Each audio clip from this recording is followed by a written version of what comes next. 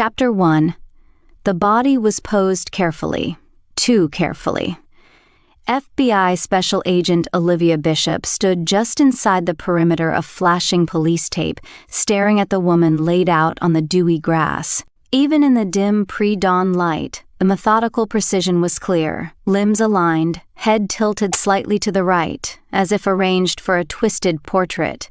The victim's face was serene, almost peaceful, save for the deep, deliberate slash across her throat. The city of Redding, California was still asleep, save for the few onlookers brave enough to linger behind the barricades. A chill hung in the early morning air, the scent of damp earth mixing with the faint metallic tang of blood. Olivia inhaled slowly, suppressing the familiar nausea rising in her gut. She had seen staged bodies before, but something about this one set her nerves on edge. Maybe it was the lipstick. Deep red, expertly applied post-mortem. A signature, perhaps? Behind her, a pair of heavy footsteps crunched on gravel. "Damn," a deep voice muttered. "It's worse than I expected." Olivia turned to see Special Agent Steve Simpson coming to a stop beside her, hands on his hips, surveying the crime scene with a mixture of frustration and something else, detachment. The former NFL quarterback had the build of a man still accustomed to blitzing through defensive lines, broad shoulders stiff beneath his dark suit. His blue eyes flickered to Olivia, unreadable. "Looks staged," he said. "It is staged." Olivia crossed her arms, deliberate, intentional. "This isn't someone who lost control. It's someone who wants us to see their work. And you think it's her?" Simpson's voice carried a skeptical edge. Olivia didn't respond right away. She knew what he was implying, what half the FBI office whispered behind her back. The former Miss USA chasing past ghosts, the beauty queen trying to be a detective. She ignored it, just as she ignored the way Simpson was still trying to gauge her worth. Instead, she crouched beside the body, brushing her gloved fingers near the victim's shoulder. No sign of struggle, no defensive wounds. The victim had either been drugged, subdued quickly, or knew her killer well enough to let them get close. The lipstick looked fresh, not smudged or faded. Olivia frowned, leaning in. The shade wasn't just red.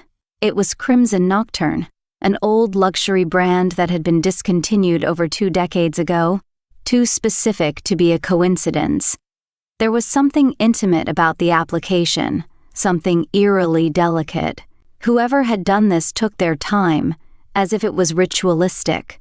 The killer was making a statement, one Olivia hadn't yet deciphered. "I don't think it's her," Olivia finally said. "I know it is." Simpson exhaled sharply, shaking his head. "Come on, Bishop, you can't be sure." She turned, meeting his gaze. 4 victims, all young women, similar in appearance, staged the same way. And the lipstick? It's a taunt. Our unsub is confident, careful, and escalating. Simpson looked away, running a hand over his jaw. And the connection to your father? That hit a nerve. Olivia felt her pulse spike, but she kept her expression neutral. "I don't know yet," she admitted. "But this killer wants me looking into him. The question is, why?" Before Simpson could respond, another voice cut through the air. "Special Agent Bishop, got a minute?" Both agents turned to see a tall woman in a sharp black blazer approaching the crime scene, microphone in one hand, phone in the other. Leah Mercer, Fox News investigative reporter, relentless and always 2 steps ahead. Olivia sighed, already regretting what was coming. "Not now, Mercer." "Come on, Bishop," Mercer smirked. "We both know I'm not going anywhere, and I've been doing some digging. Looks like someone in your family tree has a few skeletons that might be worth uncovering." Simpson shifted uncomfortably, but Olivia didn't flinch. She had been preparing for this moment ever since she took this case. She glanced back at the body, at the carefully painted lips, and felt a chill settle in her spine. The killer was playing a game, and she was meant to be the main piece. The question wasn't whether Olivia could catch her. It was whether she could survive long enough to do it. Chapter 2. The bright lights were blinding, the applause deafening. The weight of the crown on her head should have felt triumphant, but to Olivia Bishop, it was the start of a battle she hadn't anticipated. The glitzy stage, the golden sash draped across her shoulder, the cameras flashing. None of it felt real. Miss America, junior year of college. What had started as a joke, an impulsive dare from her sorority sisters, had turned into something far more complicated. She had entered on a whim, laughing at the absurdity of it all. And then she won. The crowd had roared, the judges had smiled, and the media had pounced. But from the moment the crown was placed on her head, Olivia realized something unsettling. No one cared who she really was. She had been a dedicated criminal justice student, already working on her master's degree in forensic psychology. She had spent nights buried in case studies, preparing for a career in law enforcement. But now, none of that seemed to matter. In the eyes of the world, she was a beauty queen first, an aspiring agent second, if at all. The title followed her everywhere, a shadow stretching across her achievements. Professors who once respected her began treating her as if she had lost credibility overnight. Classmates who had once engaged in deep legal debates with her now dismissed her opinions. Even job recruiters looked past her resume, their eyes lingering too long on the Miss America title, as if that was all she had to offer. For a while, she gave in. The parties, the late nights, the reckless freedom. It was easier to drown in the expectations than fight them. She let herself slip into the role everyone wanted her to play, glamorous, carefree, untouchable. Then, everything changed. Mid-semester, her world cracked open. The news broke like a lightning strike. Her father, Special Agent Thomas Bishop, had been removed from the FBI. No reason given, no explanation, just gone. It wasn't a resignation. It wasn't a quiet dismissal. It was an erasure. Her father, the man who had shaped her love for justice, had been wiped from the Bureau's records. Classified files, closed ranks, whispers behind closed doors. Even her mother refused to speak of it, barely concealing the fear in her eyes. Overnight, Olivia's perspective shifted. The parties lost their appeal. The drinks turned sour. The laughter rang hollow. Something was wrong, and no one would tell her what. So she did what her father had taught her. She started digging. She met with professors in criminal law, requested access to old case files, tried to leverage her public persona to get doors opened. But the deeper she went, the less she found. Dead ends, blocked inquiries, sealed records. That was when she made the decision. The day after her father's removal, she walked into the FBI recruitment office. If no one would give her the answers, she would find them herself. She trained harder than anyone, studied longer, fought for every ounce of respect. But no matter how skilled she was, how fast she rose, the whispers never stopped. The former Miss USA thinks she's an agent now. But she didn't care. Because now, with a serial killer leaving bodies as breadcrumbs to her father's past, she was beginning to realize something terrifying. Her father hadn't just been erased.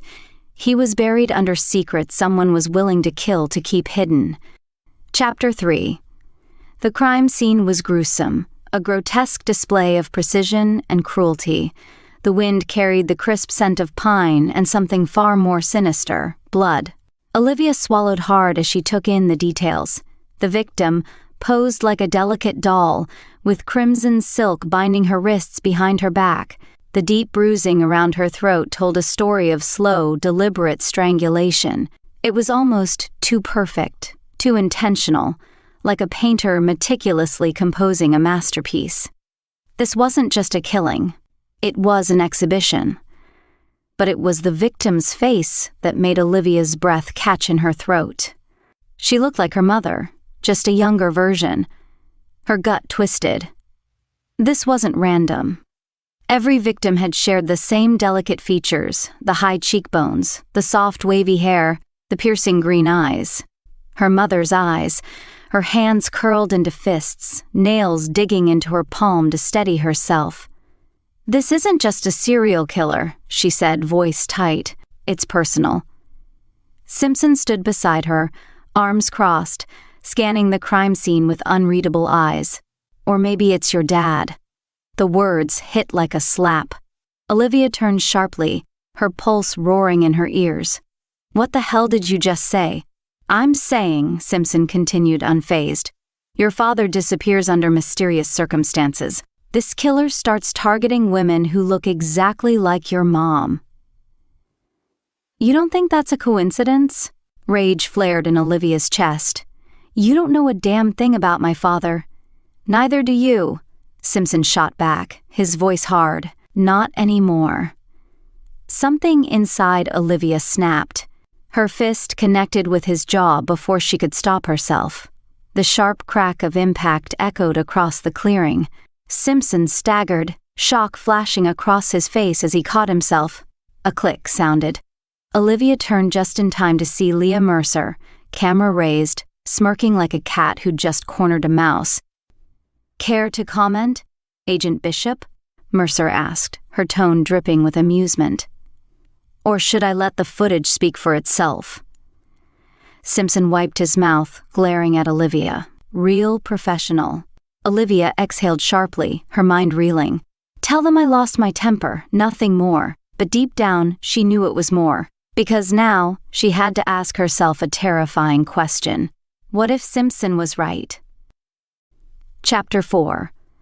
The walls of director John Pepper's office were as unforgiving as the man himself. Framed commendations, photos with past presidents, and a stern-looking American flag draped in the corner. The atmosphere screamed discipline, no distractions, no room for failure. Olivia stood at attention in front of his desk, her jaw clenched so tightly it ached. "You embarrassed yourself out there, Bishop," Pepper said, folding his hands on the desk. "And you embarrassed this office." The weight of his words settled over her like a lead blanket. The tension in the room crackled, but Olivia refused to let her frustration show. The adrenaline from earlier had faded, leaving behind the sting of regret and the dull throb in her knuckles. Pepper exhaled through his nose, his piercing gaze unwavering. "Do you think I don't know the burden you carry? That name of yours might as well be a goddamn bullseye. Your father was one of the best, but when he fell, he took his reputation, and yours with him." A sharp pang hit her chest. Olivia forced herself not to react. She should have seen it coming. "You want to be better than him?" Pepper leaned forward, voice low, eyes sharp. "Then act like it." She swallowed, steadying her breath. "Understood, sir." "Good." He sat back, studying her for a moment. Then, his tone shifted, more businesslike. "Now, walk me through the crime scene."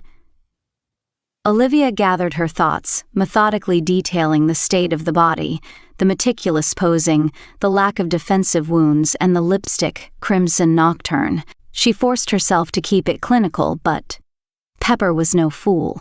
He could see how much this case had dug its claws into her. By the time she finished, he sighed and pinched the bridge of his nose.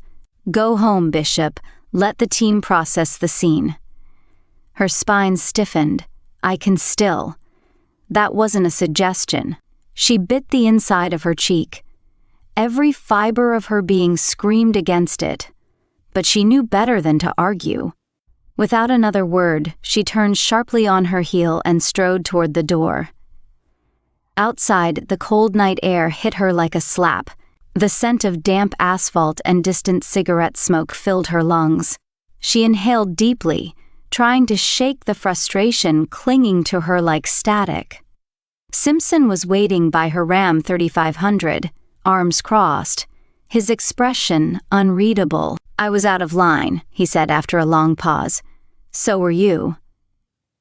Olivia studied him, searching for any sign of sarcasm. There was none. She smirked faintly, the tension between them shifting. "We're even then."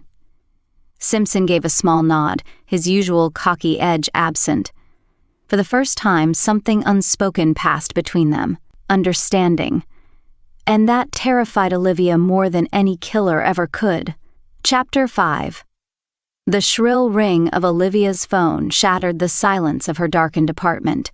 The red glow of her alarm clock read 3:07 a.m., and the grogginess of sleep still clung to her as she reached for her phone. Simpson. Her stomach tightened. He wasn't the type to call unless something was seriously wrong. She answered, "What is it?" At first, all she heard was heavy breathing, then a low, slurred voice. Bishop, you pick up fast, that's nice." Her fingers curled around the phone. "Simpson? Are you drunk?" A muffled chuckle. Define drunk." She sat up, throwing off the covers, her pulse quickening. "Where the hell are you?" A clatter on the other end, a curse. "Somewhere with beer." Then the line went dead. Damn it. Olivia tossed her phone onto the bed and rubbed her temples.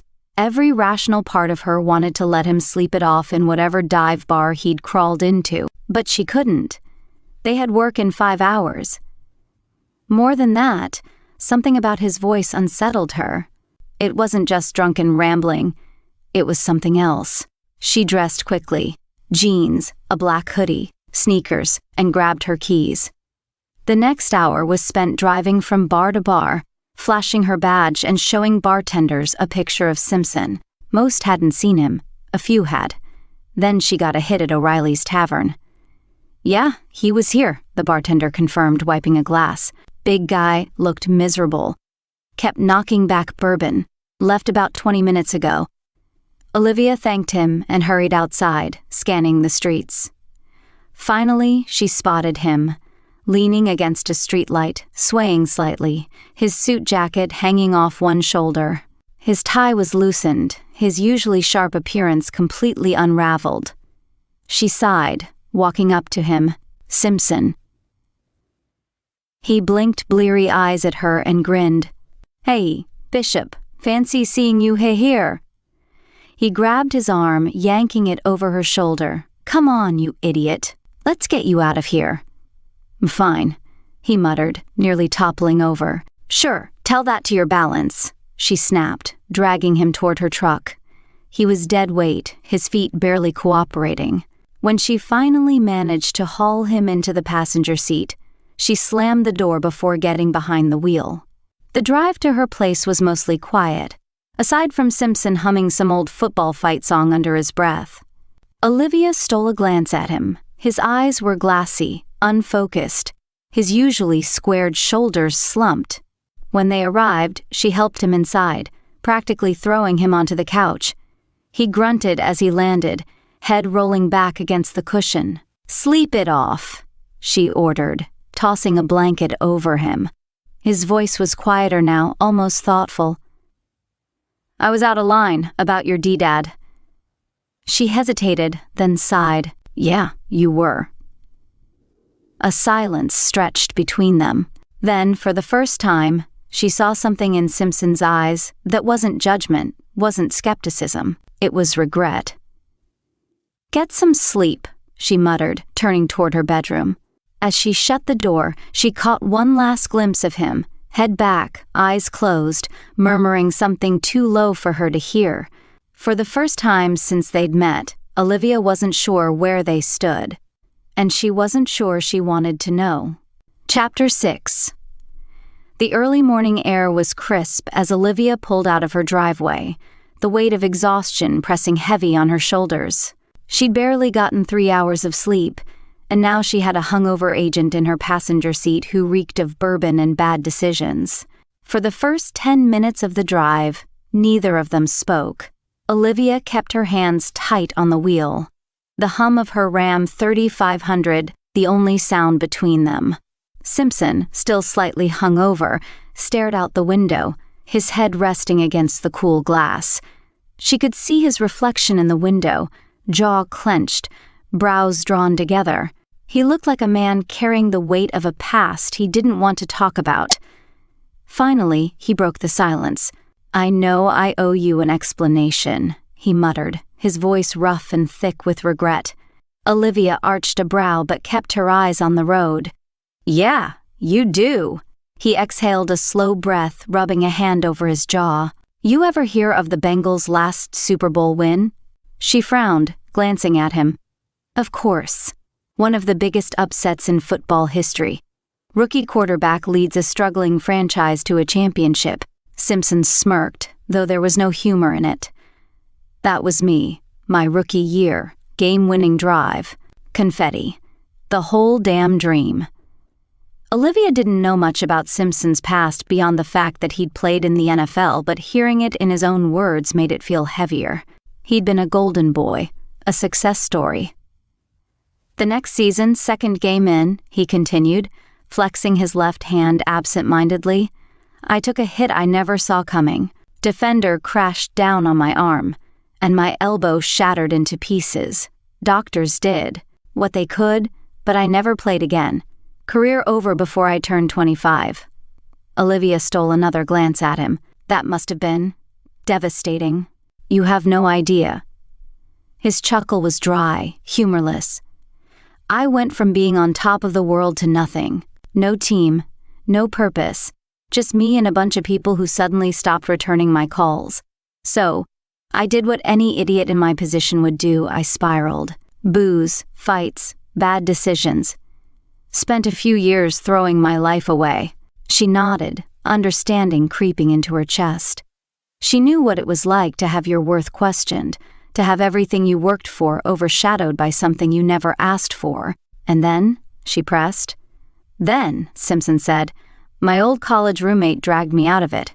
He was in the FBI Academy at Quantico, and he told me to get my ass in gear. Said I needed a second shot at life." "And it worked?" He shrugged. "Mostly. I passed the academy, found a new purpose. But some nights, like last night, old habits creep in, when I feel like I'm just playing pretend, like I'm still that washed-up quarterback, fooling myself into thinking I belong here." Olivia chewed on that for a moment before finally speaking. "You do belong here." Simpson turned his head toward her, clearly surprised by the sincerity in her voice. "That's so?"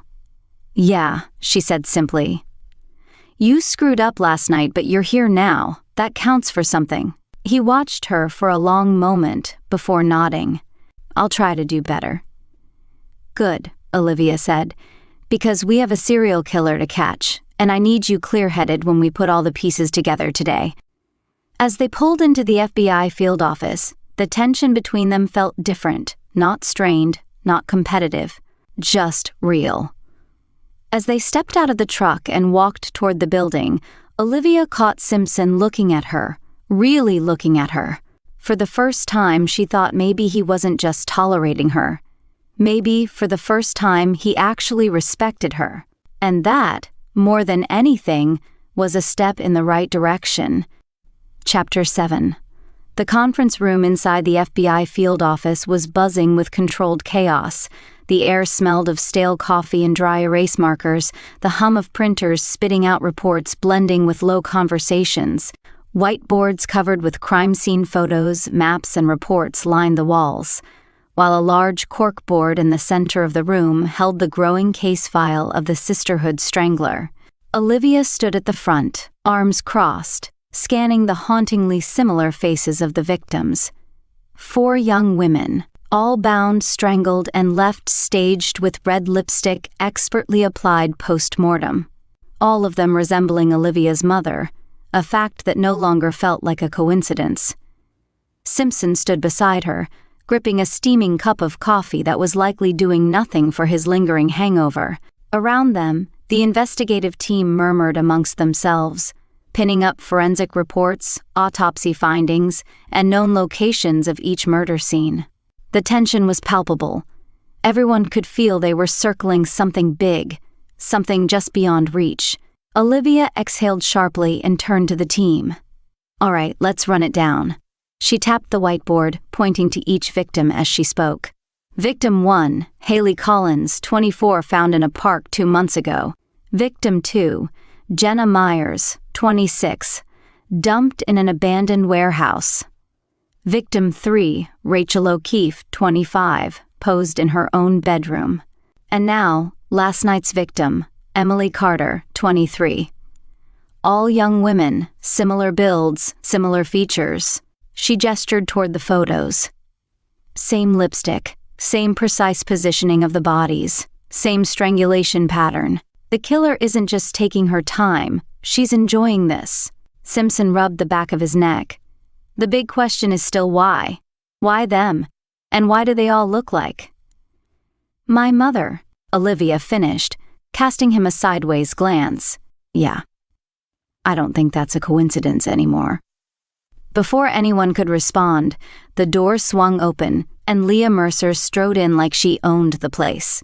The buzz of conversation died instantly. "Morning, agents," she said, flashing her signature confident smirk. "Hope I'm not interrupting."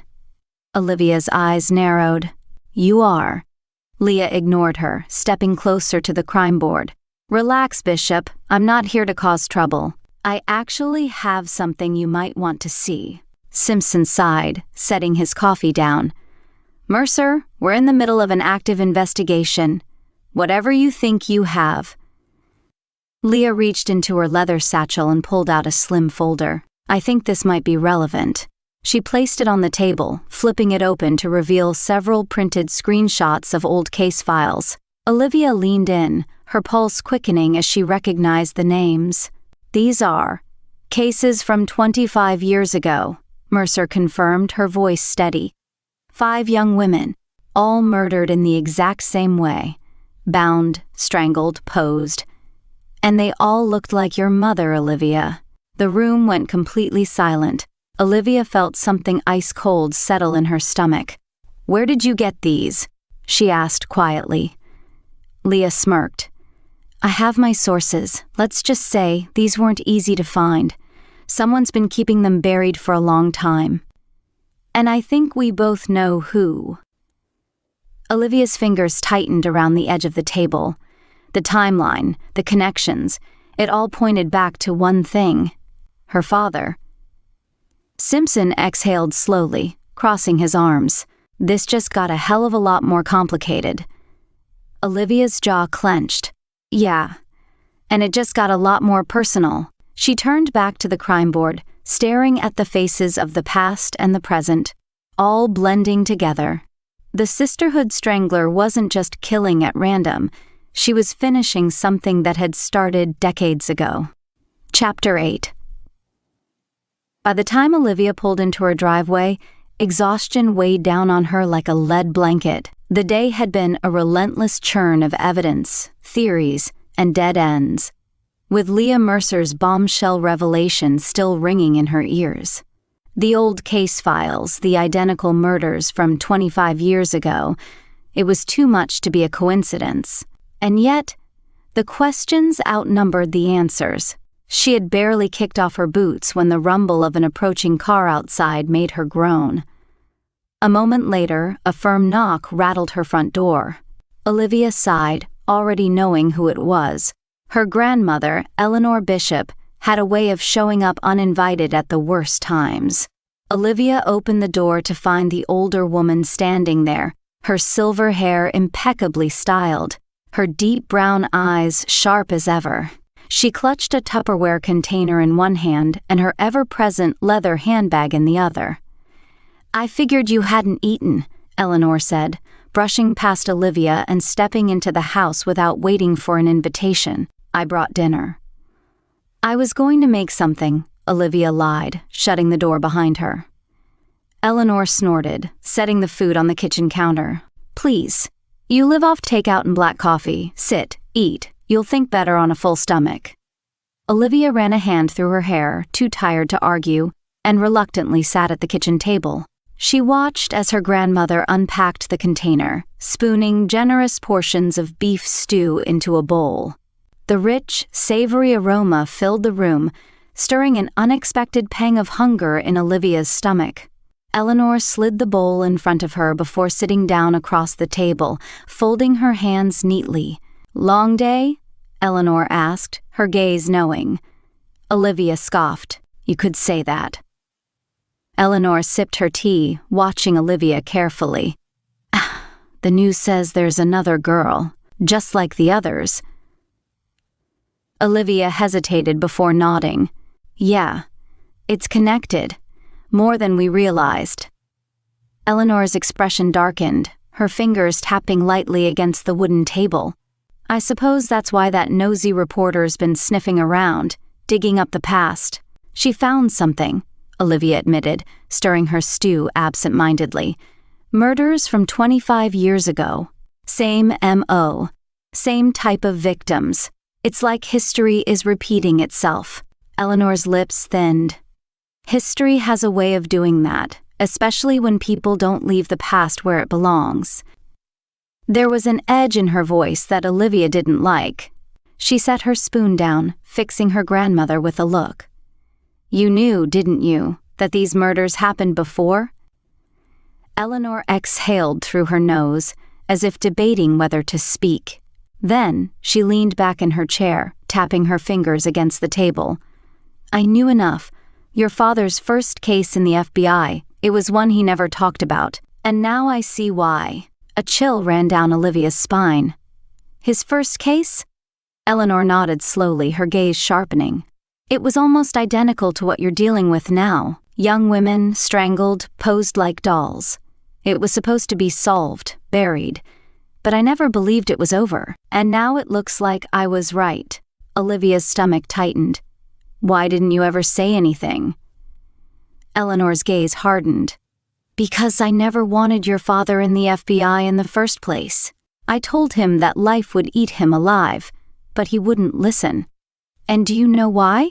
Olivia didn't answer. Because of your mother. Eleanor's voice was sharp now.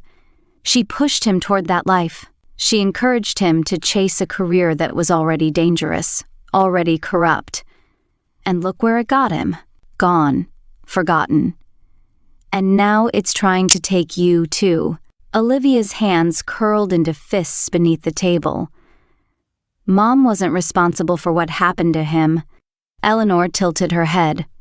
Wasn't she? If she had let him be the man he was meant to be, instead of forcing him into a world of killers and liars, maybe things would have been different. Maybe he'd still be here. Olivia's chest tightened. She wanted to argue. Wanted to tell her grandmother that her father had made his own choices. But the words stuck in her throat. Eleanor stood, smoothing down her blouse. I just hope you know what you're doing, Olivia. Bad things started happening when your father joined the FBI, and if his first case was like this one, then you need to ask yourself, did he ever really solve it? She left without another word, the door clicking shut behind her. Olivia sat motionless, Eleanor's words lingering like smoke in the air. If her father's first case was identical to this one, had she been chasing a killer from the past all along? Chapter 9. The shrill ring of Olivia's phone cut through the quiet hum of the bathroom fan as she pulled a brush through her damp hair. She frowned, glancing at the unknown number flashing across the screen. A hesitation gripped her. Something deep in her gut warning her that this wasn't just another early morning call from the office. She answered, Bishop. At first, there was only silence. Then, a voice she hadn't heard in over a decade. A voice she thought she'd never hear again. Olivia. Her breath caught in her throat. Dad? It's me. We need to talk. She sank onto the edge of her bed, gripping the phone tightly. Where are you? How? How is this even possible? Where have you been? I can't explain everything right now, but I need to see you. In 1 hour. Mel's Diner. Olivia's heart pounded. Every instinct screamed that this was a trap, a trick, a hallucination brought on by too many sleepless nights. And yet, she found herself nodding even though he couldn't see her. I'll be there. An hour later, she sat in a dim corner booth at Mel's Diner, her fingers wrapped around a lukewarm coffee cup. The familiar scent of greasy bacon and burnt toast clung to the air, but she barely noticed it. The bell above the entrance jingled, and she looked up just as a tall, graying man stepped inside. Her father. Thomas Bishop slid into the seat across from her, looking older, thinner, but still carrying the same intense gaze that had always made her feel both safe and scrutinized at the same time. "I don't have much time," he said quietly, glancing around the diner as if he expected someone to be listening. "I need you to hear me out." Olivia set her coffee down, her hands trembling slightly. "You're supposed to be dead, or at the very least in hiding. You vanished without a trace, Dad. Why now?" He sighed, rubbing a hand over his face. "Because it's happening again, and I can't stay silent anymore." Olivia inhaled sharply. "The Sisterhood Strangler. It's connected to you, isn't it? To your past." His expression hardened. "Years ago, I never believed we had the right person. I had doubts, but I was under pressure to close the case. Then, after you won Miss America, Leah Mercer came to me with new evidence. Something I should have looked at sooner." Olivia's pulse quickened. "What kind of evidence?" "Evidence that pointed to your grandmother." She recoiled. "Grandma Eleanor? That's ridiculous. She's a bitter old woman, but a killer? No way." Thomas leaned forward. "I confronted her, Olivia, and she wouldn't deny it. She just kept going on about how your mother ruined me, how she pushed me into the bureau, how everything bad that ever happened was because of her. But the more I dug, the more I realized. Eleanor was involved. Maybe not as the one who physically committed the crimes, but she knew things. She had access to things she shouldn't have." Olivia swallowed hard. "And that's why you were forced out of the FBI." Thomas nodded. "I destroyed all the old evidence and case files." "If Eleanor was the real serial killer, or at least part of it, I couldn't let her get away with it. But Director Pepper knew I was onto something. Instead of letting me dig deeper, he had me removed. Quietly. No charges, no scandal, just erased." Olivia's hands clenched into fists. "And now, I join the FBI, and suddenly, the killings start again." "Exactly." His voice was grim. "That's why you have to solve this, Olivia, even if it leads back to her. Even if it means facing truths you don't want to." He slid a thick manila envelope across the table. "These are my old files, the ones I didn't burn. I kept them hidden in case this ever happened. Use them. Find the truth." Olivia stared at the envelope as if it might burn her fingertips. When she looked up, Thomas was already standing. "I have to go now. But I trust you'll do the right thing." She wanted to stop him, to ask a million more questions, to demand the father she lost back into her life. But all she could do was watch as he disappeared through the diner door, vanishing into the early morning mist. She looked down at the files, at the weight of the past staring back at her. If what her father said was true, her grandmother might be the real monster she had been chasing all along. Chapter 10. Olivia shut the door to her apartment and tossed the thick manila envelope onto the dining table, staring at it as if it might explode. Her father's words echoed in her mind. Your grandmother was involved. Maybe not as the killer, but she knew things. She exhaled sharply, running a hand through her hair before pulling out the contents of the envelope. Old reports, handwritten notes, copies of crime scene photos from 25 years ago, each one meticulously documented in her father's neat script. The first thing that stood out was a list of Eleanor's known whereabouts during the time of the original murders. A chill crawled up Olivia's spine as she flipped through the records. Several of the locations overlapped with the murder sites. Coincidence? Maybe. But as she cross-referenced them with the dates, a pattern began to emerge. Eleanor had been in the same cities as the victims around the same times they were killed.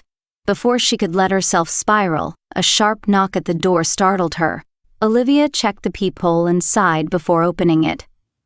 Simpson stood there, hands in the pockets of his coat, his expression unreadable. "You gonna let me in?" She stepped aside, and he walked past her, immediately noticing the pile of papers spread across the table. He grabbed one, scanning it. "That from your dad?" She nodded. "He gave it to me this morning. He thinks Eleanor is involved. Simpson let out a low whistle and pulled out a chair sitting across from her. Damn, that's a lot. Yeah, tell me about it, Olivia muttered, rubbing her temples. I've been going through it, and while some of it's compelling, I don't know if I'm sold yet. My dad was desperate when he was forced out of the bureau. Maybe he wanted Eleanor to be guilty. Simpson leaned forward, pointing at the records. Let's break it down logically. Start with the timelines. Together, they sorted through every documented location where Eleanor had been during the original murders. The connections were unsettling. She had been in the same cities at the same time as at least 3 of the 5 victims. She had access to money, influence, and resources to cover things up. And there were strange financial transactions, too, withdrawals and purchases that coincided with travel expenses near crime scenes. Simpson tapped one particular document. Look at this. This withdrawal, 10 grand cash, right before the last murder in the old case. Why would an elderly woman need that kind of money? Olivia frowned, leaning over the paper. Unless she was paying someone. Simpson leaned back, running a hand over his jaw. So if your dad was right, either Eleanor was directly involved, or she was covering for someone. And if he was wrong? Olivia asked. Simpson sighed. Then you're about to throw your own grandmother under the bus for nothing. Silence stretched between them. Olivia tapped her fingernails against the table, the sound rhythmic, restless. The motive is weak. If she was involved, why? What was the reason? Simpson hesitated before answering. I don't know, Bishop. But we both know there's only one way forward. You have to bring this to Pepper. Olivia exhaled slowly. Yeah, and that's the part I'm not looking forward to. Simpson nodded, his expression softer than usual. Look, for what it's worth, I'm sorry. I know how much this sucks. If there was another way. There isn't, Olivia finished. She closed the folder, pushing the growing knot of doubt deeper inside her. Tomorrow, I bring it to Pepper, and we see where the pieces fall. She stood, staring down at the evidence, feeling the weight of it pressing into her chest. If she went down this road, there was no turning back, and for the first time in her career, Olivia wasn't sure she was ready for the truth. Chapter 11. Olivia's grip on the steering wheel tightened as she navigated the streets toward Director Pepper's office. The weight of the manila folder on the passenger seat felt like a ticking bomb, and her thoughts swirled in a fog of doubt. Was she really about to implicate her own grandmother in a decades-old serial murder case? What if she was wrong? What if her father had been wrong all those years ago? The rhythmic thumping of her truck's tires against the pavement became a lull that only deepened her haze. She barely registered the intersection ahead. Then, the world exploded. A massive force slammed into the side of her Ram 3500, sending it skidding across the road. Metal shrieked, glass shattered, and a sharp pain exploded through Olivia's skull before everything went black. She came to with a ringing in her ears, the distant wail of sirens cutting through the haze. Red and blue lights flashed in and out of focus. A paramedic knelt beside her, his voice low and urgent, but the words weren't making sense. Her hands instinctively reached for the evidence. The folder was gone. Panic surged through her. "Where is it?" she mumbled, forcing herself upright, despite the EMT's firm hand pressing her back down. "Ma'am, stay still," he urged. "You were in an accident. You may have a concussion." No, listen. The folder. There was a file right here on the seat. Her heart pounded as she turned frantically, searching the cab of her truck. The airbag had deployed, the dashboard was cracked, and the door was caved in from the impact. But the folder, it was gone. She tried to push herself up, but the dizziness was overwhelming. "I need to find it," she gasped, gripping the EMT's arm. It wasn't an accident. His brow furrowed. "You think someone hit you on purpose?" "I know they did," Olivia whispered, before the darkness swallowed her again. She woke hours later to the sterile scent of antiseptic and the dull beep of a heart monitor.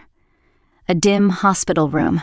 A dull ache throbbed behind her eyes as she turned her head to find Simpson slouched in a chair beside her bed, arms crossed, his expression grim.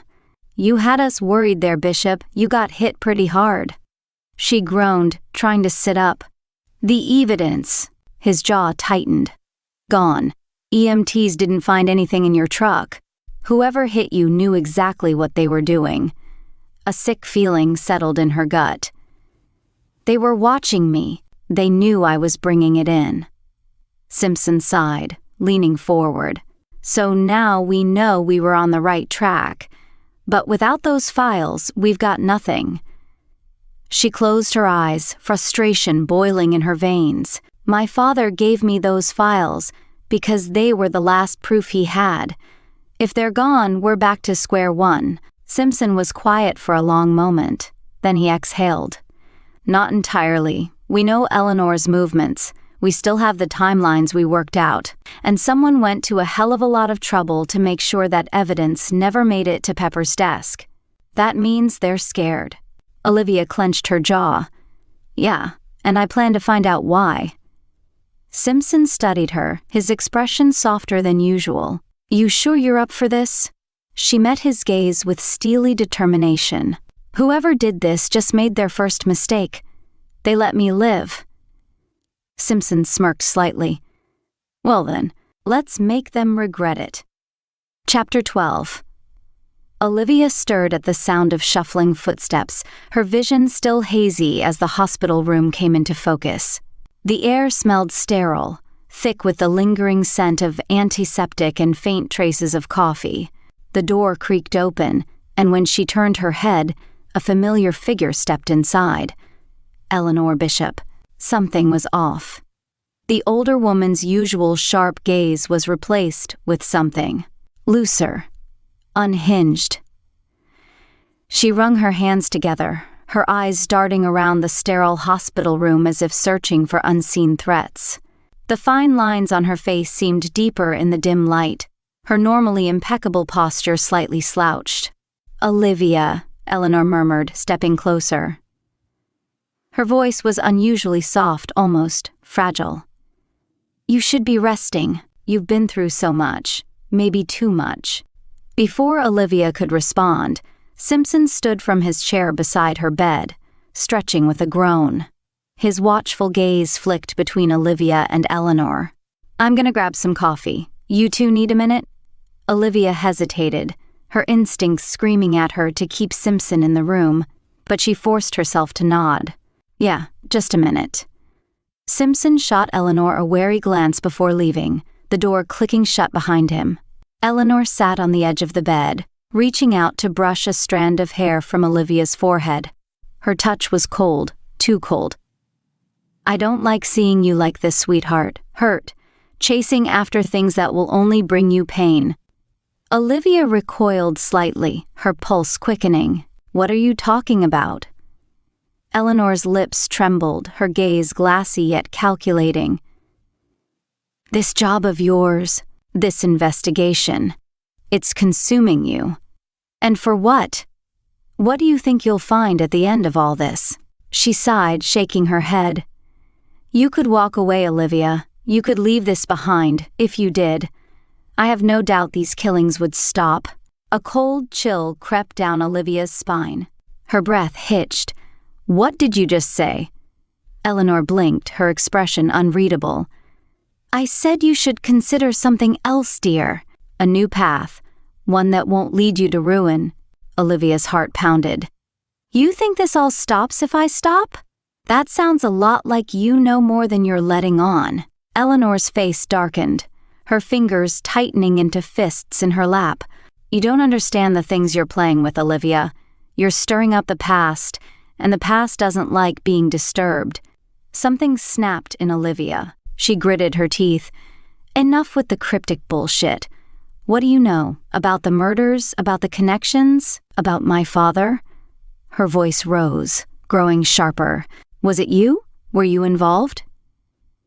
Eleanor's expression twisted into something almost amused. "Your mother poisoned him, you know. filled his head with ambition, with ideas of justice. And look where it got him. And now you're doing the same thing.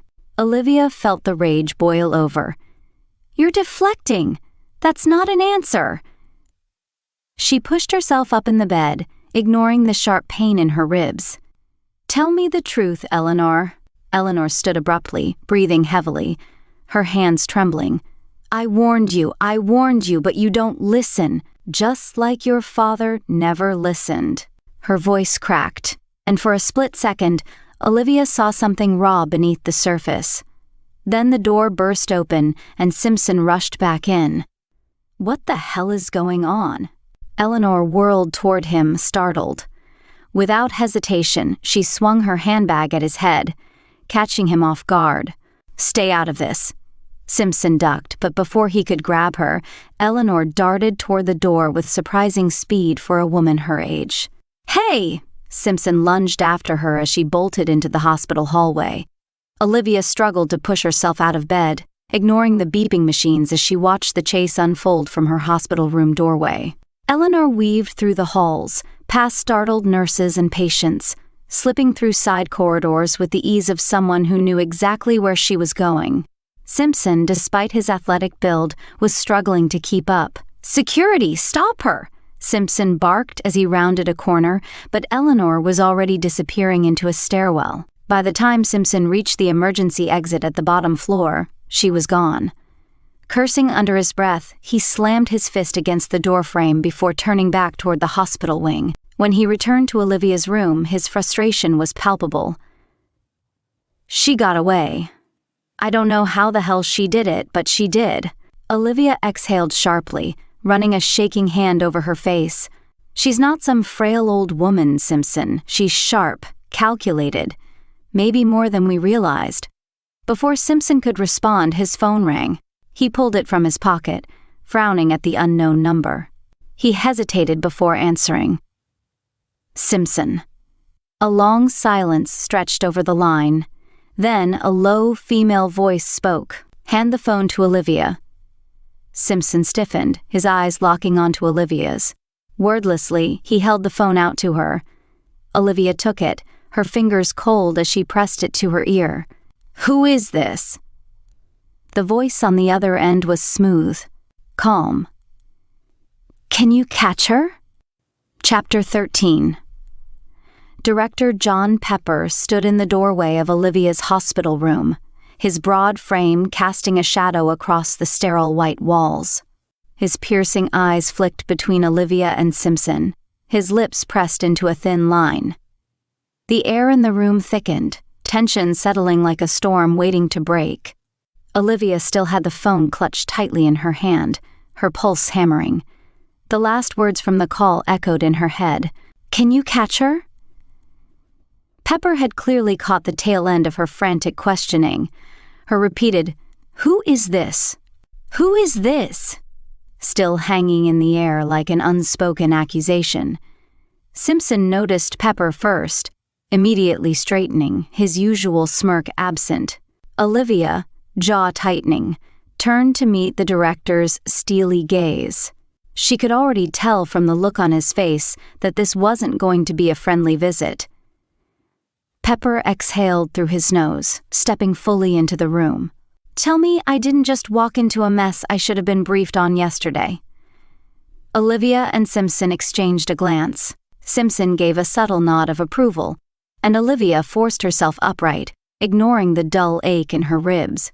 Sir, Olivia started, her voice steady despite the storm brewing inside her. There's a lot to unpack. I was on my way to your office yesterday when someone ran me off the road. The files my father gave me, files that implicated my grandmother, they were stolen from my truck before I even regained consciousness. Pepper's expression darkened, the veins in his temple twitching slightly. And you didn't think this was something I needed to know? The fact that you were sitting on classified evidence and didn't involve me? Olivia's jaw clenched, her hands gripping the thin hospital sheet. I didn't have time. I was trying to put the pieces together before bringing it forward. I didn't expect someone to try to kill me over it. Then you weren't thinking ahead, Pepper snapped. Now we've lost any chance of securing those files, and you've managed to put yourself and the entire investigation at risk. Do you have any idea what kind of position you've put me in? Simpson immediately stepped forward, his voice firm. Sir, she was following a lead, and now we know for a fact that we're on the right track. Someone doesn't want this case solved. Pepper shot him a glare sharp enough to cut steel. And you, Agent Simpson, you knew about this last night? And you didn't think to come to me either? Simpson hesitated for a fraction of a second, then squared his shoulders. I was trying to protect my partner. Pepper let out a low chuckle, though there was no humor in it. Well, congratulations. You've both done a hell of a job protecting each other. Unfortunately for you, neither of you are protecting this case anymore. A heavy silence fell over the room. Olivia's chest tightened, an icy weight settling in her stomach. What do you mean? Pepper's expression was unreadable, but his next words hit like a hammer to the gut. I mean, you're off the case, Bishop. Effective immediately. You need rest? Good. You'll have plenty of time for it. His tone was final, clipped with authority, and so will you, Simpson. Simpson's face twisted in disbelief. Sir, you should have come to me, Simpson. Instead, you kept quiet. That means you're just as liable as Bishop. Pepper took a step back, straightening his suit jacket. Both of you are done here. Effective now. Olivia felt the anger boil beneath her skin, her hands curling into fists beneath the blanket. Bullshit, I'm off this case. Pepper gave one last glance between them before turning sharply on his heel and walking out the door. The room remained silent for a long moment before Simpson let out a slow breath, shaking his head. Well, that went well. Olivia swung her legs off the side of the bed, wincing as pain shot through her ribs.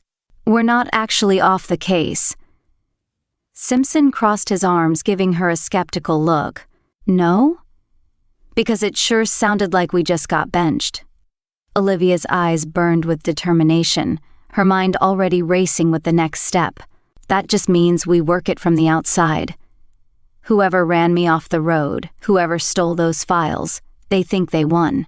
She turned to meet Simpson's gaze, her voice dropping into something almost dangerous. Let's show them how wrong they are. Chapter 14.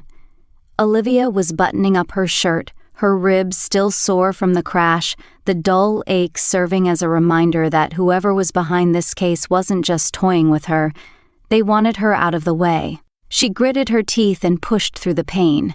She'd dealt with worse, but as she straightened up, rolling her shoulders to test her mobility, a sharp knock echoed from the door. Before she could even respond, the door swung open. Leah Mercer strode in like she owned the place, her smirk intact, but this time there was something else in her eyes, something almost excited. In her hands she carried a manila folder, her fingers tapping against it like she couldn't wait to drop a bombshell. I hear you had a pretty rough 24 hours, Olivia. Olivia's jaw clenched. Get out. Leah held up a hand, that same smirk still playing on her lips. Hear me out first. You're going to want to see this. I don't want to see anything from you, Olivia snapped, stepping forward, but Leah spoke over her, completely unfazed. I got a package in the mail this morning, no return address, just a note inside with one instruction. Take this straight to Olivia Bishop. She placed the folder on Olivia's bed and took a step back, folding her arms. It's a complete copy of the original case files, the ones that were stolen from your truck. Every document, every piece of evidence, down to your father's handwritten notes. Olivia's stomach twisted. She stared at the folder, her pulse quickening. You're lying. Leah's smirk faded slightly. Open it and see for yourself. For a long moment, Olivia didn't move. Then, cautiously, she reached for the folder, flipping it open. The moment her eyes scanned the contents, her breath caught. It was all there. Every page, every crime scene photo, every report she had lost in the accident. The exact same files her father had risked everything to collect. Leah crossed her arms, shifting her weight slightly. I'm in on this, Bishop. That's the only way you're getting that file. Before Olivia could react, Simpson snatched the folder from her hands, flipping through the pages, his eyes narrowing. The hell you are, Simpson said, stepping between Olivia and Leah. You don't get to dictate how this goes. Leah scoffed, shaking her head. I'm the reason you even have this back, big guy. I could have written a hell of a story with this, but I didn't. That means you need me. Olivia exhaled sharply, rubbing her temple. Give it back to her, Simpson. Simpson's head snapped toward her. What? She's right. Olivia lifted her gaze to Leah, frustration clear in her features. She could have run this as an exclusive and blown everything wide open. But she didn't. That means she knows how dangerous this is. And let's be honest, we're going to need all the help we can get. Simpson gritted his teeth, his fingers tightening around the folder before he reluctantly handed it back to Leah. She took it with a triumphant smirk, but her voice was more measured this time. All right, Mercer, Olivia said, rubbing the lingering pain from her ribs. Your first assignment, get into the FBI field office and get pictures of the crime board. Every note, every suspect list, every connection. We need to know what's happening now that we're off the case. Leah nodded, her expression more serious now. Consider it done. Olivia turned to Simpson. Steve, take me back to my apartment. Leah, meet us there as soon as you have the pictures. We're not waiting around for someone else to solve this. Leah grinned. Now you're talking. Simpson let out a slow breath, shaking his head as they walked toward the door. I have a bad feeling about this. Olivia smirked, adjusting her coat as they stepped out into the hallway. Good, she said, voice cool and determined. That means we're on the right track. Chapter 15. Leah handed the file to Olivia, her manicured fingers brushing against Olivia's for just a second too long, her lips curved into a sly smirk, eyes gleaming with something unreadable. Please don't lose this for a second time, Bishop. I have no idea why your father trusted me with it. Olivia's brow furrowed as she flipped through the pages, her mind already racing. My father? Leah shrugged, shifting her weight slightly, her fitted blouse catching the low light. You said he gave it to you before. I'm assuming he's the one who sent it to me. That's all. Before Olivia could press further, Leah turned on her heel, her hips swaying slightly, tossing a look over her shoulder. I've got work to do. 20 minutes later, Leah strode into the FBI field office, the click of her heels muffled by the sterile tile floor. She leaned forward against the front desk, her silk blouse just barely unbuttoned enough to distract, her red lipstick applied with effortless precision. The young agent stationed at the desk barely flicked his gaze up. No unauthorized personnel past this point, Miss Mercer. Leah tilted her head, flashing a playful yet firm smile, running a fingertip along the desk. Come on now, Agent Harris. Her voice dropped into something smooth, her eyes locking onto his. I just need to see Agents Dixon and Shook for a quick comment. Won't take more than a minute. Harris cleared his throat, his grip tightening on his pen. Sorry, Miss Mercer. Rules are rules. Leah bit back a sigh. Fine. Plan B. Just then, a scuffle erupted near the entrance. An arrested suspect shoved an officer, breaking free for a moment. Chaos. The perfect distraction. As agents rushed to subdue the suspect, Leah casually reached over, snagging an unattended visitor's badge, and with one fluid motion, she hit the buzzer, slipping through the secured door into the bullpen before anyone noticed. Inside, she moved with purpose, scanning the room. The crime board was massive. Photographs, red string, handwritten notes, everything they had compiled. Agents stood in front of it, deep in conversation, while Director Pepper was pacing his office, phone pressed to his ear. Leah adjusted her stance, then slid in beside the agents, speaking in a hushed, urgent tone. Hey, check the monitors. That guy in the lobby? He just got a gun off an officer. Instantly, the agents spun toward the security feed, their eyes widening before they bolted for the entrance. A moment later, Pepper stormed out of his office, barking orders, following them. Perfect. Leah pulled out her phone and snapped photos quickly, capturing every detail of the crime board. The connections, the victim lists, the suspects. She had just finished when a deep voice rumbled behind her. "What are you doing, Miss Mercer?"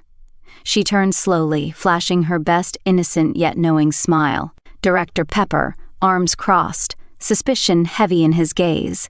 Leah's smile never wavered. "Just stopping by to see if you had anything new for me." Pepper's frown deepened. "How did you get back here?" Leah shrugged nonchalantly, running a hand through her dark waves. "There was no one at the front desk, so I grabbed a badge and came back. I was about to speak with Agents Dixon and Shook when all hell broke loose in the lobby, so I just waited here." Pepper's eyes narrowed, clearly doubting every word. He let out a gruff sigh. "Get out, now." Leah nodded, taking the hint. She walked out casually, but the moment she stepped outside, she exhaled in relief. Too damn close. Sliding into her car, Leah checked her rearview mirror before pulling onto the road. 15 minutes to Olivia's apartment. She was already rehearsing how she'd spin this. Then her phone rang. Unknown number. She hesitated, then answered. "Leah Mercer." A smooth, controlled female voice cut through the silence. "Olivia's hospital bed, the FBI field office. And now you're clearly on your way to her apartment." Leah's grip on the wheel tightened. "You're playing a dangerous game, young lady." The line went dead. A cold chill ran down Leah's spine.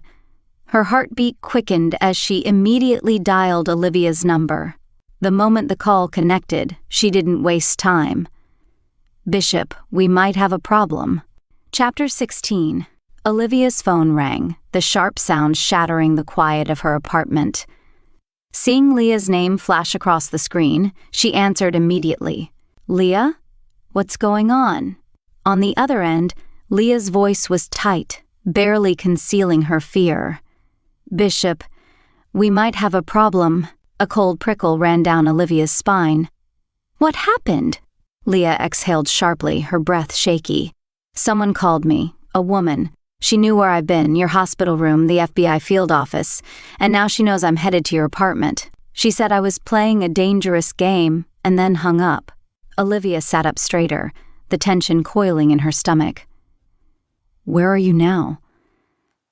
"Passing Market Street." Leah's voice wavered just slightly, but she covered it quickly. Olivia's mind raced. "Change course. Head to Maxwell's Eatery. Stay put. We'll meet you there." Leah didn't argue. Got it. Olivia ended the call and turned to Simpson, who was already standing, his expression dark and unreadable. "Let's go. Leah might be in trouble." They gathered up the case files and headed out fast, sliding into Simpson's black Suburban. As they drove through the streets of Reading, Olivia felt the weight of unseen eyes pressing down on her. She checked the side mirrors, the alleyways, every intersection they passed. "We're being watched, Steve. The question is, by who and why?" Simpson gripped the wheel. "We rattled someone, Bishop, and they want us to know it." They arrived at Maxwell's Eatery within minutes. Spotting Leah in a booth in the back, they slipped inside, keeping their movements casual but deliberate. Leah looked up the moment they slid in, her fingers curled tight around her coffee mug. The usual confidence in her gaze was fractured, her pupils slightly blown with adrenaline. "Tell me I'm being paranoid." Simpson shook his head, his voice low. "You're not. Someone's got eyes on all of us.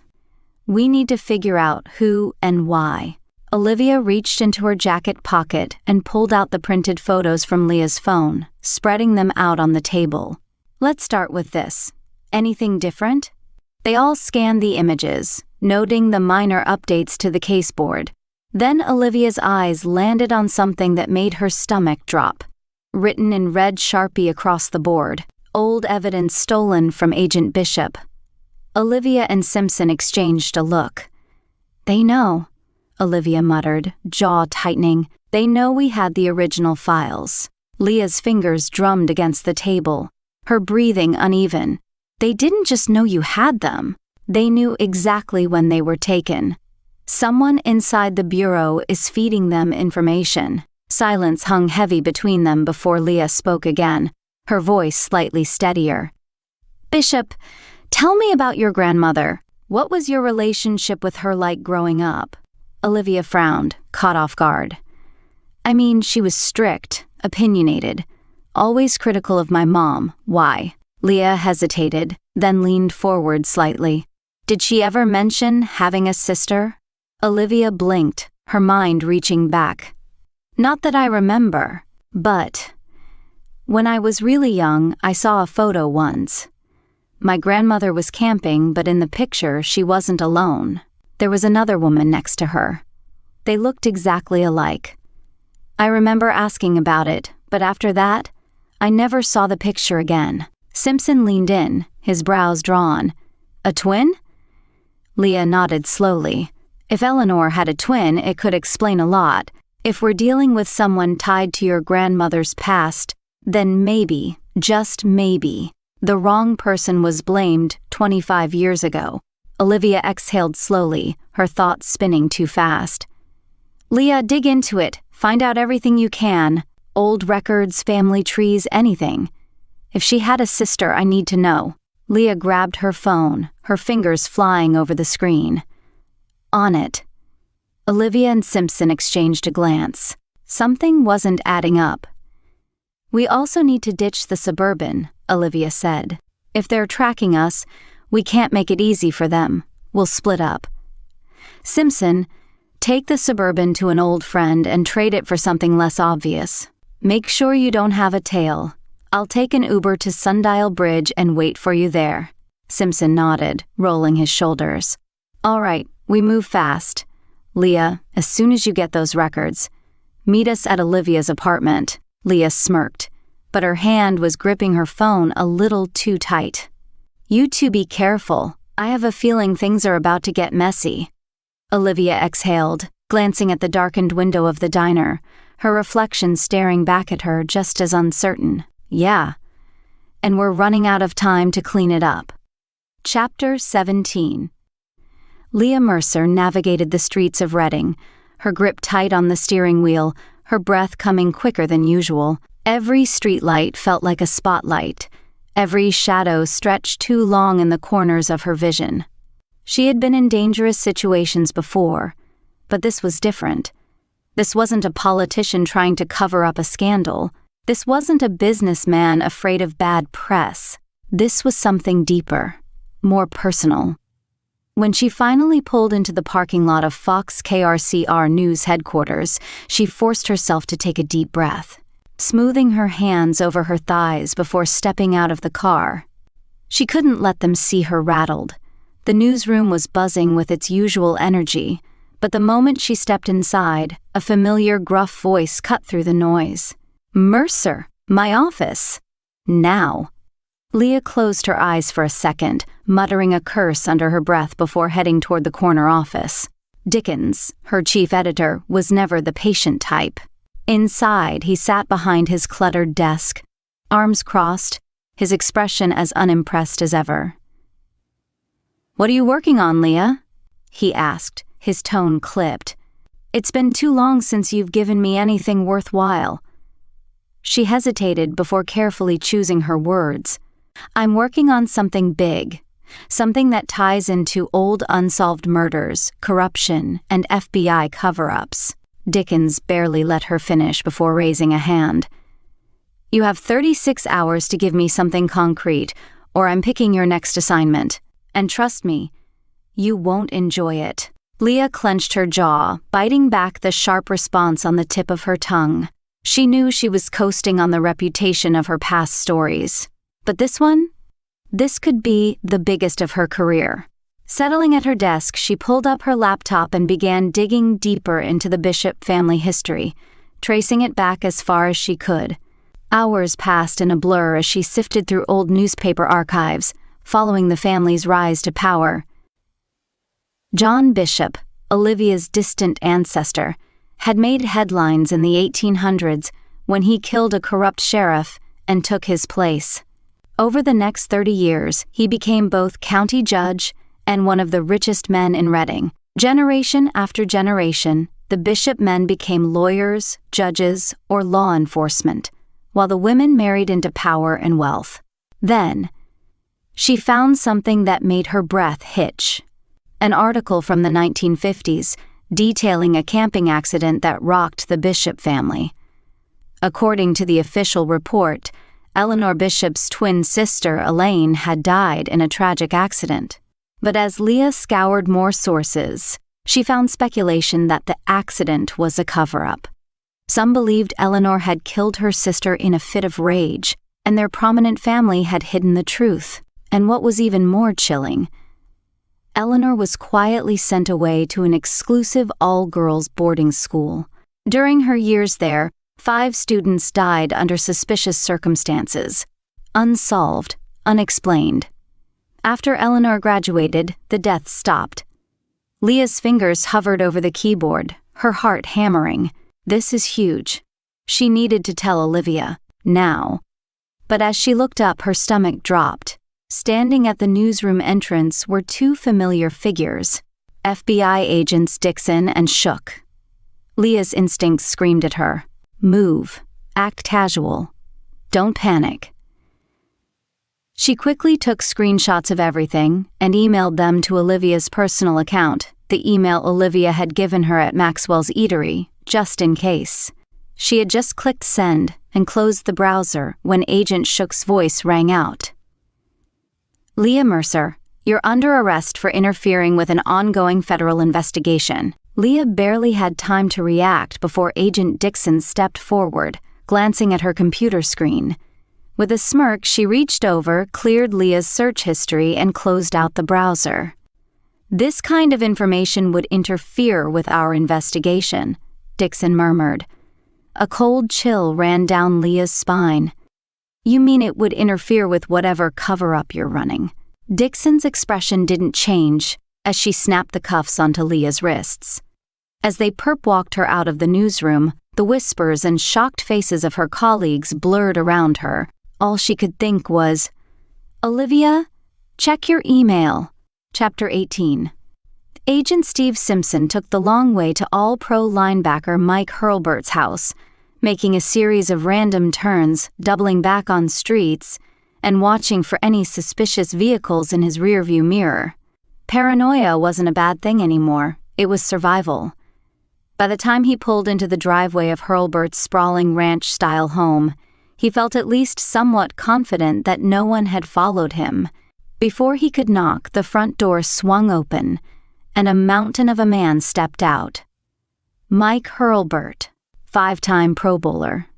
A man built like a freight train, with the personality of a golden retriever who could break you in half.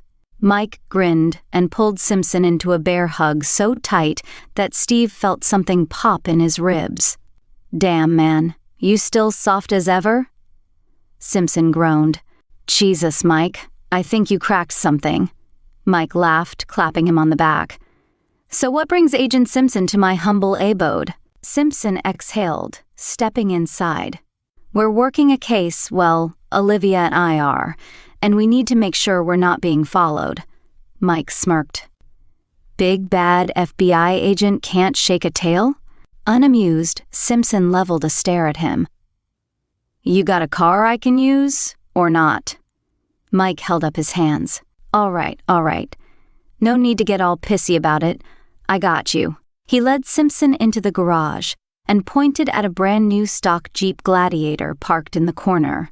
She's going in next week for a lift kit and tires, but you can take her until then. Just have it back by next Tuesday. Simpson gave a dry chuckle.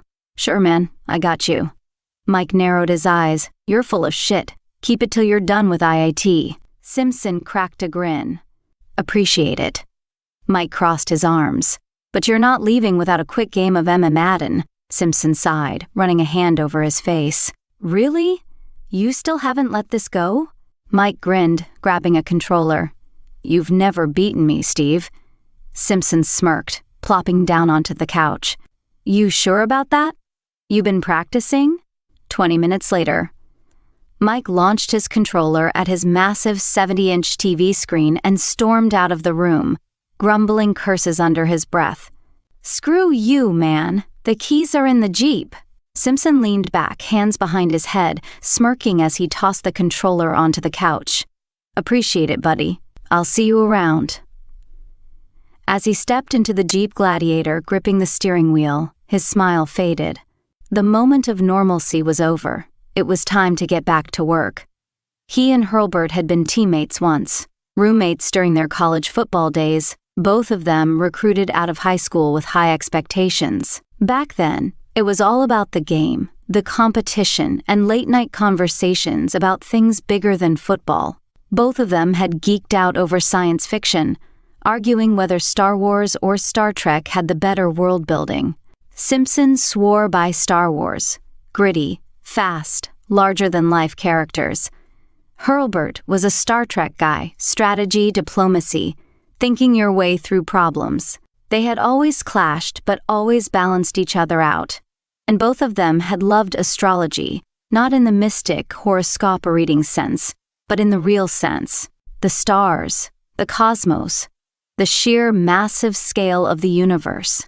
They had spent countless nights on the dorm rooftop staring up at the sky, talking about what was out there, how small their problems were compared to the infinite expanse beyond Earth. But those days were long gone. Football had been taken from Simpson, and instead of the stars, now he spent his nights buried in crime reports and bullet casings. He pulled onto the road, gripping the wheel tighter. This wasn't the time for nostalgia. He had a job to do, and someone was going to pay for what they did to Olivia. Chapter 19. Olivia Bishop stared out the window of the Uber, her mind racing as the city lights blurred past. The hum of the engine and the driver's occasional attempts at small talk barely registered. Her thoughts were somewhere else, on an old photograph she had seen as a child, one she hadn't thought about in years. Eleanor, standing beside a woman who looked exactly like her, a twin, a secret buried deep in the Bishop family history. "Here we are," the driver announced, pulling up to the entrance of Sundial Bridge, one of Reading's biggest landmarks. The iconic white suspension bridge, with its glass bottom reflecting the Sacramento River below, was both an architectural marvel and a local favorite. Tourists came for its stunning design. Locals used it for late-night walks, and tonight it would serve as Olivia's meeting point, though not by choice. She stepped out, her instincts immediately kicking in. Something felt off. Too many people lingered in parked cars. Some sat on benches, pretending to check their phones, while others loitered without purpose. She didn't have a clear tale, but she knew better. They were watching her. Adjusting her jacket, she started walking, weaving through the park trails that surrounded the bridge. She needed to be sure. For the next 40 minutes, she took unpredictable paths, doubling back, cutting through small trails, and occasionally stopping to tie her shoe, anything to catch someone off guard. By the time she made her fifth loop, only one figure remained, a young man in a dark hoodie. Every time she changed direction, he hesitated before scanning the area, trying to relocate her. He was good, but not good enough. Her pulse steadied. Time to turn the tables. Taking a sharper route, she veered into a less-traveled side trail, ducked behind a large oak tree, and looped around, silent, calculated. By the time the young man stepped forward, searching for her, she was already behind him. In one swift motion, Olivia grabbed his arm, twisted it behind his back, and cuffed him. He let out a surprised grunt as she pinned him to the ground. "Does this mean I failed?" he asked, voice muffled against the dirt. Olivia narrowed her eyes. "Failed?" "Yeah," she played along. "Looks like it." The kid huffed. "Damn it!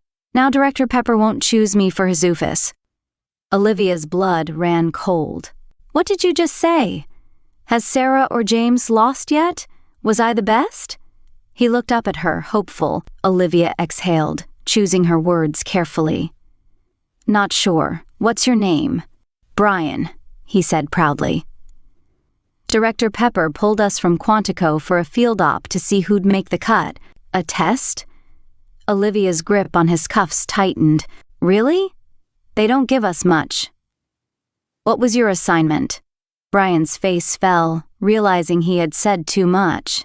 Olivia, I'm not allowed to say more. Olivia applied pressure to his ring finger, twisting it just enough to send pain shooting up his arm. He yelped, but through gritted teeth he muttered, "You can break my finger if you want, but I'm not saying anything else." He wasn't bluffing. Olivia released his hand and stood up. Fine. Without another word, she cuffed him to a tree and walked away. A few moments later, her phone rang. Simpson, I got us a vehicle and I lost my tail. What about you? Olivia sighed, glancing back toward the cuffed recruit. I found out our little stalkers are Quantico recruits running a field test for Director Pepper. They're watching us, Steve. There was a long pause before Simpson finally muttered, What the hell is going on? I don't know, but I'm calling Pepper now. Wait, Simpson said firmly. I'm 30 minutes out. Let's figure out the right questions and call him together. I'll pick up a burner with cash. We're not using our bureau phones. Olivia hesitated, then nodded. Fine, but hurry. And when you get here, we'll leave our phones with the recruit so he can call for help. There was silence then. Simpson burst into laughter. Wait, you left him handcuffed to a tree? Olivia smirked. Told him to sit tight. Simpson was still chuckling as he hung up. Olivia exhaled, turning her eyes back to the park. If Pepper was playing games, she was about to find out why. Chapter 20. As Olivia approached the Jeep, Simpson handed her his bureau phone, watching her closely. You good? He asked, his voice low, studying her face. She nodded, though she felt the lingering unease coil in her stomach. Yeah, but give me a sec. Let me give our phones to recruit Brian. Simpson raised an eyebrow but said nothing as Olivia turned back and jogged to where she had left Brian. The young recruit was exactly where she had cuffed him, leaning against the tree, looking annoyed and embarrassed. His eyes darted toward her, filled with resentment but also curiosity. You going to leave me here all night or what? He muttered. Olivia unlocked the cuffs and handed him their FBI bureau phones. Call for help. And listen, you're being used as a pawn.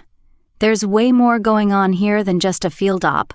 Think for yourself, Brian. Have you ever heard of recruits being pulled into the field like this? Brian rubbed his wrists, frowning. The director told us you were corrupt. Said you went rogue like your father. Olivia's stomach tightened, but her face remained impassive. First of all, there is no evidence that my father was corrupt. None. Second, my team was removed from this case because of the evidence we found, evidence that could lead back to Pepper's office. And now he's lying to bureau recruits? If you want to be an FBI agent, you need to learn how to sniff out bullshit. Right now, I see a recruit who isn't ready. Brian hesitated, clearly rattled. So, what now? Olivia took a step back. Now you call for help. I hope it works out for you, Brian. Without waiting for his response, she turned and walked back to the Jeep. She climbed into the passenger seat, exhaling as she shut the door. Simpson watched her, his grip tight on the wheel. Everything okay? That took longer than I thought. Yeah. Just making sure he understood the truth. Let's go. Simpson nodded and pulled out, taking a circuitous route, checking the mirrors frequently to make sure they weren't being followed. Have you heard from Leah? Olivia asked after a moment. Simpson shook his head. Not a peep, and now we don't have our phone. Olivia frowned, her unease deepening. She pulled out the new burner phone Simpson had purchased, peeling off the plastic wrap and setting it up. The process was quick but deliberate. Fake name, a randomly generated number, and no connection to either of them. Once it was ready, she dialed Leah's number. It rang several times, then went to voicemail. That's not good, Olivia muttered, tapping her fingers against the screen. Simpson glanced at her. Maybe she's not answering an unknown burner number? Olivia sighed and texted instead. Call us at this number, a sap. It's us, Olivia, and Steve. Minutes passed. No response. The tension in Olivia's chest tightened. Something's wrong. I don't like this. Simpson tapped the steering wheel, thinking. Wait, you gave her your email, right? Can you check that? Olivia quickly set up her personal email on the burner phone. The moment she logged in, her eyes widened. There was an unread email from Leah, sent hours ago. She clicked it open. One line at the top made her heart pound. I think I'm about to be arrested. Below that were screenshots of the articles Leah had been researching, Bishop family history, her grandmother's mysterious past. Olivia skimmed through them, reading aloud to Simpson as they drove, her voice growing sharper with every word. The more she read, the quieter Simpson got. When she finished, a heavy silence filled the Jeep. Olivia stared down at the burner phone, her grip tightening around it. Something about my grandmother isn't right, she muttered. Simpson exhaled, shaking his head. So what's the move?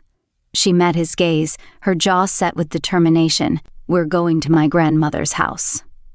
Simpson nodded but kept his tone cautious. Fine. But we do this smart. We assume we're walking into something. Olivia's expression hardened. Yeah. And this time, I want answers. Chapter 21. Leah Mercer sat stiffly in the back seat as the FBI vehicle pulled into headquarters, her instincts screaming that something was off.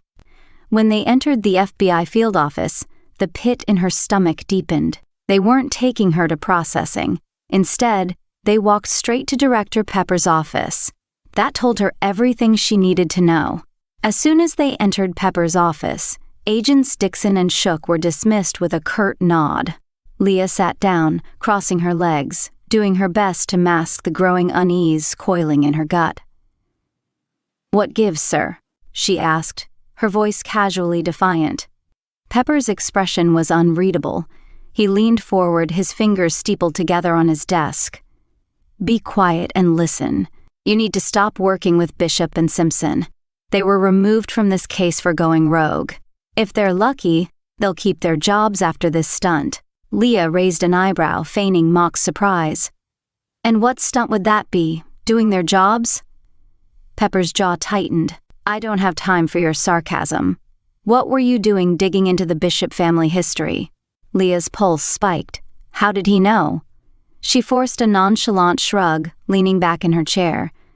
Nothing major. Just looking for some filler for my article when you guys finally solve this case. You are going to solve it, right? Pepper's fist slammed onto the desk, making her flinch involuntarily. Bullshit! His voice boomed, reverberating off the walls of the small office. Leah exhaled slowly, forcing herself to hold his gaze. Listen carefully, Eleanor is off limits. Period. If you so much as write a single word about her, I'll have you arrested for obstruction. And yes, I know you took pictures of the board. I know you shared them with Bishop and Simpson. Do I need to keep you in a holding cell until this case is over? Leah tilted her head, studying him. So, what's your connection to Eleanor, Director? For the first time, Pepper's face softened. I've known Eleanor since grade school. She's misunderstood. She is the sweetest person I know. She is not a criminal. I promise you that. Leah's eyes narrowed. You love her. Pepper flinched but didn't deny it. Leah pressed forward. You're protecting her. From what? From the truth about her sister Elaine? Pepper's nostrils flared. Stop, right there.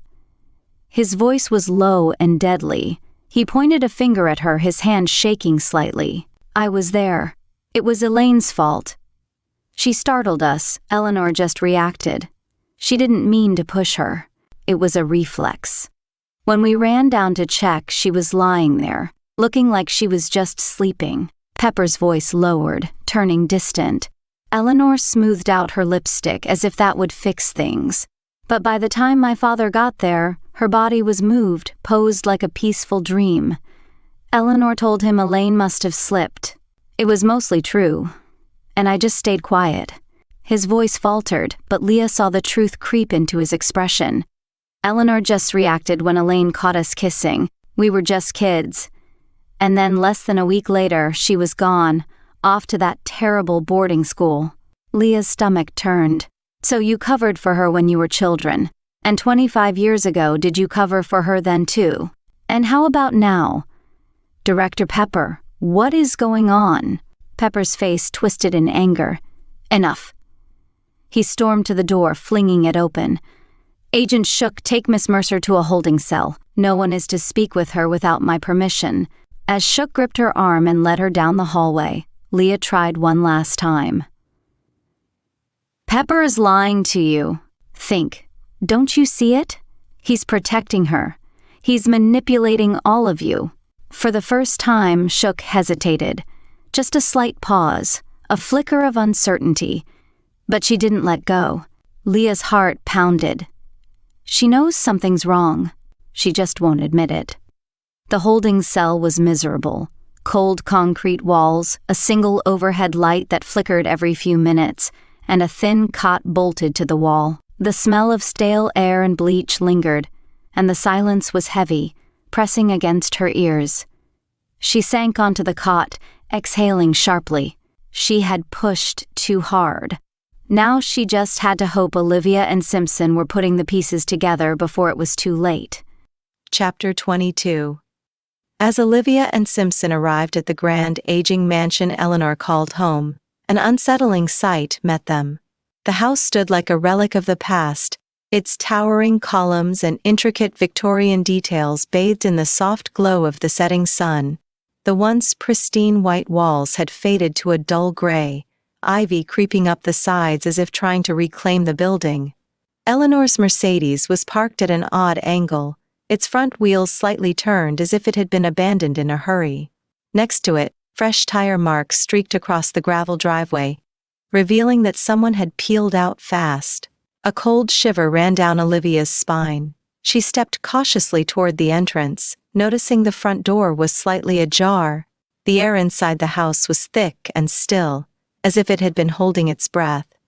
"Grandmother?" she called out, her voice echoing through the grand foyer. "Nothing." Simpson drew his weapon, his movements precise, and gestured for Olivia to proceed with caution. They split up, moving room by room, their footsteps muffled by the heavy Persian rugs that lined the wooden floors.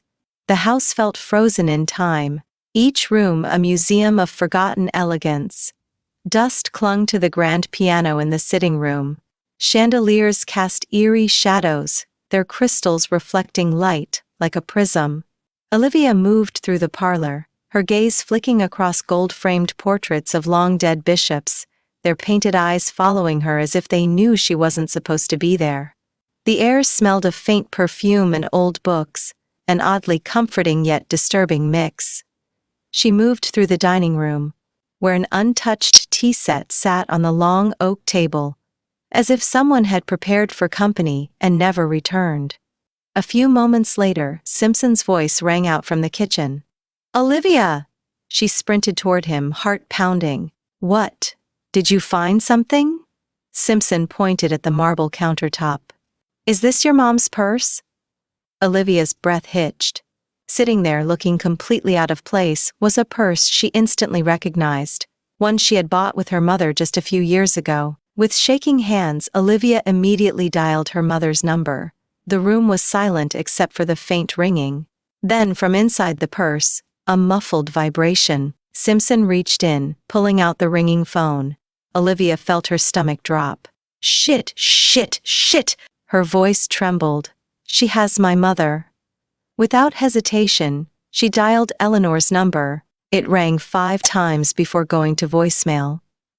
Olivia took a deep breath and used an old trick her father had once told her, a way to manipulate a suspect into making contact. After the beep, she spoke calmly. "Hi, grandmother, we solved the case. Can we celebrate with dinner?" She hung up. Simpson gave a small nod of approval. "Perfect. Let's see if that gets you a call back. A second later, her phone chimed with the text message. Nice try, young lady. Did you forget I have cameras all throughout my house? Olivia felt her blood run cold. A few seconds later, another message came through. Once I deal with your mother, I'll come meet with John Pepper. Her hands clenched into fists. Eleanor was planning something. Grandmother, please call me. We have to talk. Pepper is forcing me out so I won't be in the FBI anymore. Simpson watched her, his jaw tightening. You think she'll buy that? Olivia swallowed hard. I don't know. But I do know one thing. We're running out of time. She took a deep breath, then pulled out her burner phone and dialed Director Pepper's number. This better be important. Who is this? Pepper answered, his tone immediately annoyed. It's me, Olivia. Her voice was firm, cutting through the tension. There was a pause. Bishop, what do you want? Eleanor has my mother. I need you to try and make contact with her and tell her to release my mother. There was silence on the other end before Pepper exhaled loudly. And what exactly do you think I can do about that, Bishop? You call me from a burner phone and assault an FBI recruit? Olivia interrupted sharply. I know I messed up, but you can get through to her. She trusts you, maybe the only person she truly trusts. I know you care about her, and if you really believe she's not a monster, then prove it. Call her. Make her let my mother go before this escalates beyond saving.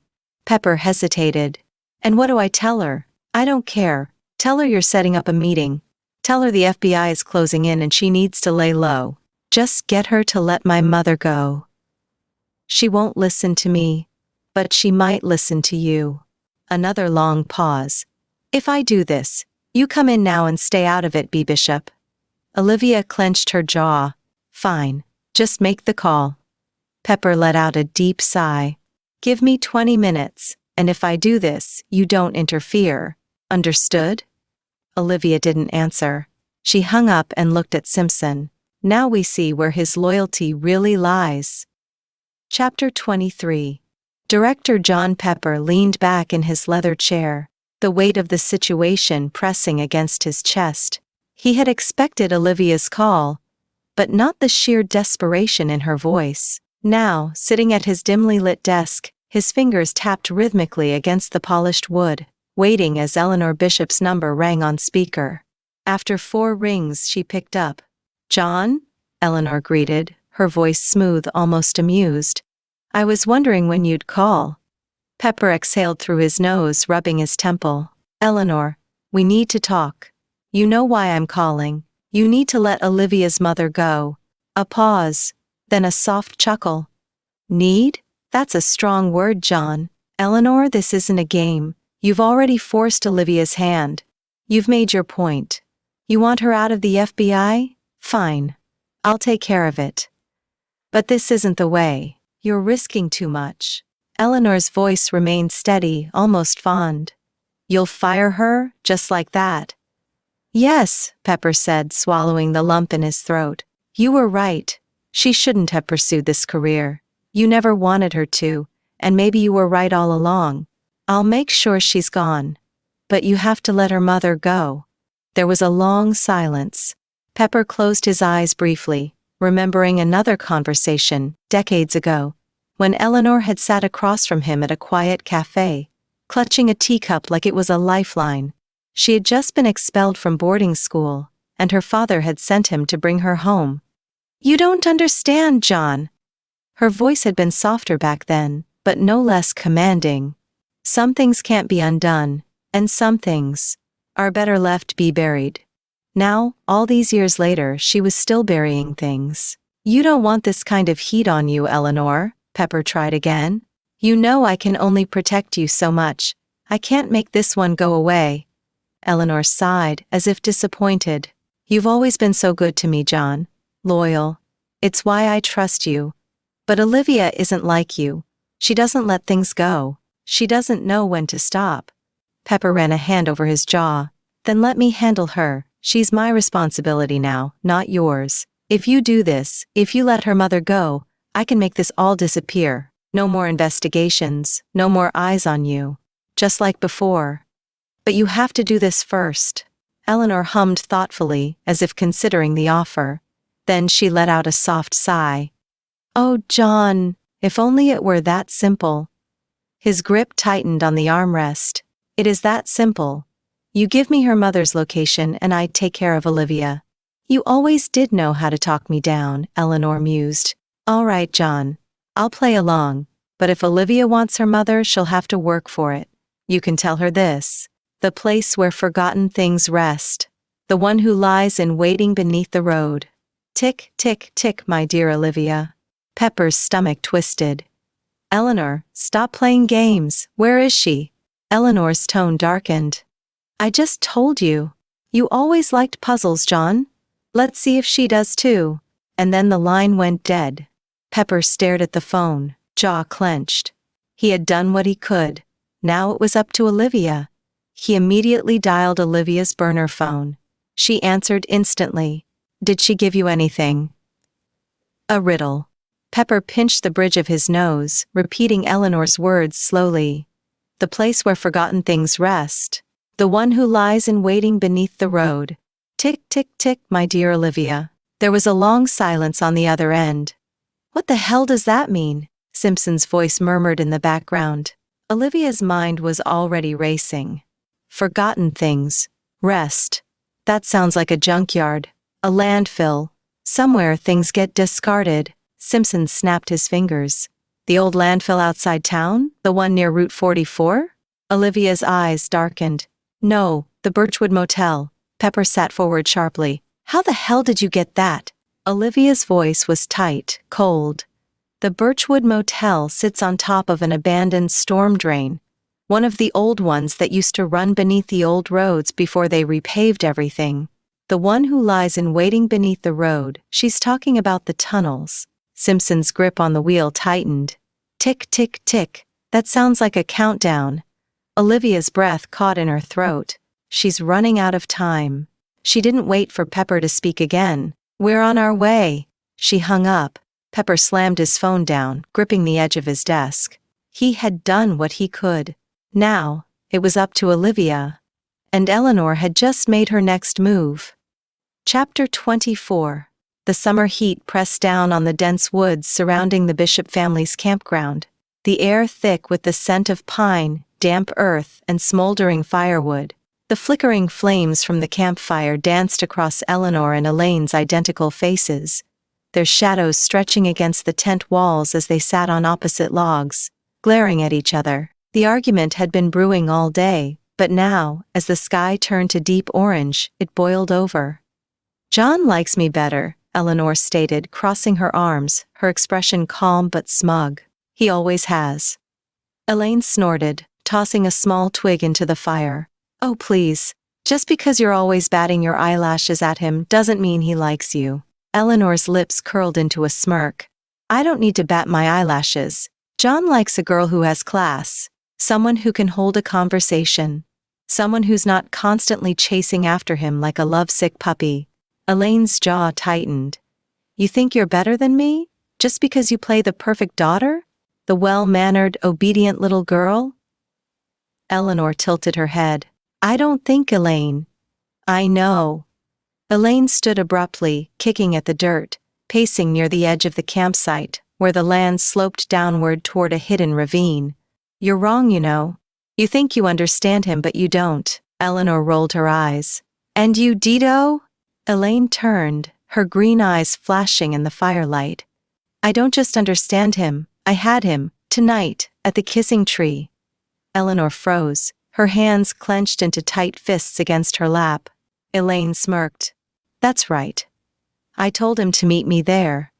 But I didn't go as myself. I went as you. Eleanor's stomach twisted. You're lying. Elaine shrugged, pulling a long blonde curl over her shoulder, her expression smug. You should have seen him, Eleanor. The way he looked at me, at you. The way he touched my hair. The way he whispered your name like a secret. Eleanor's breathing grew sharp. You had no right. Elaine stepped closer, voice mocking. What's wrong? Afraid he wouldn't know the difference? Afraid he'd choose me? Eleanor stood, her hands trembling. You have no idea what you've done." Elaine laughed, a sharp cold sound.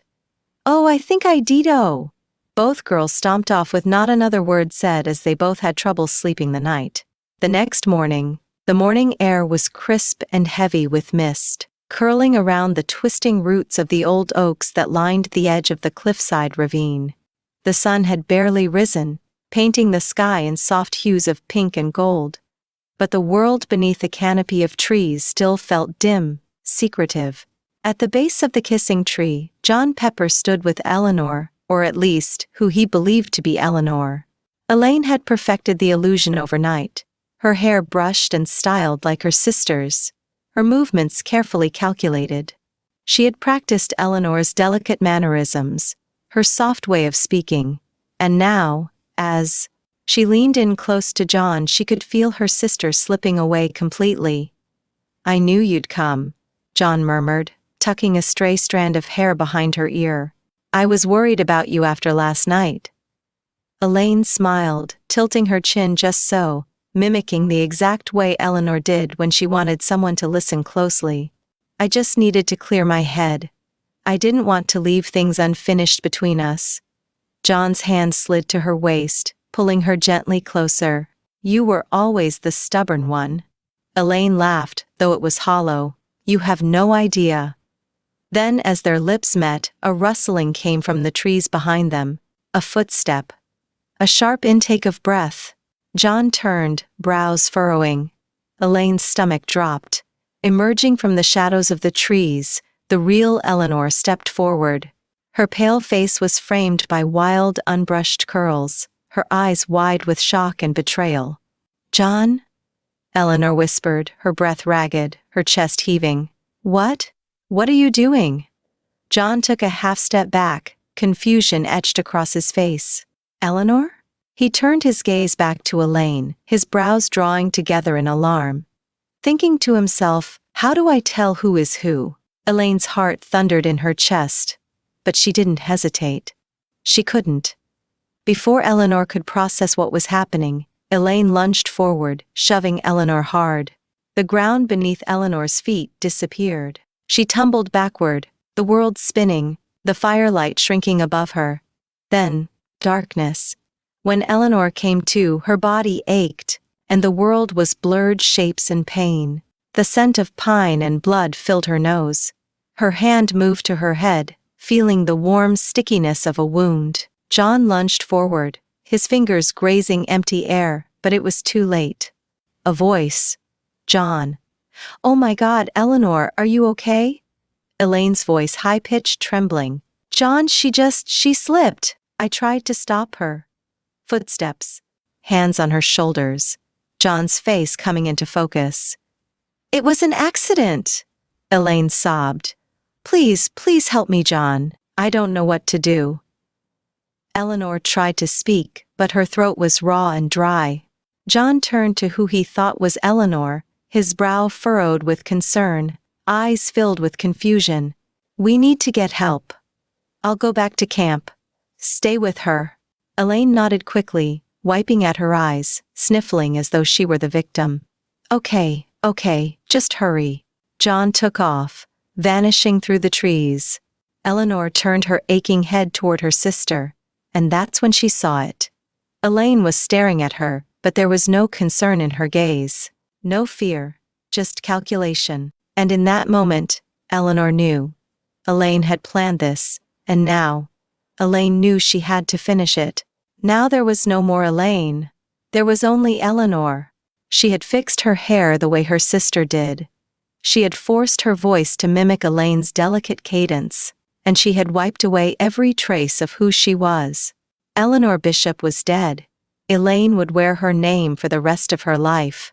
By the time John had returned with his father, Elaine had smoothed out Eleanor's lipstick, as if that would fix things, posed her body like a peaceful dream, still wearing the pretty red dress. The first week at home was a test. Her father's eyes lingered on her too long, studying her every move.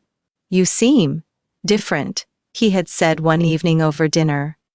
Elaine, no, Eleanor, smiled, tilting her head just so, the way her sister used to. It's just the shock of losing her, Father. I'll be all right. She saw the uncertainty in his gaze. A week later, he sent her away. An exclusive all-girls boarding school. Far from home. Far from anyone who might see the cracks in her disguise.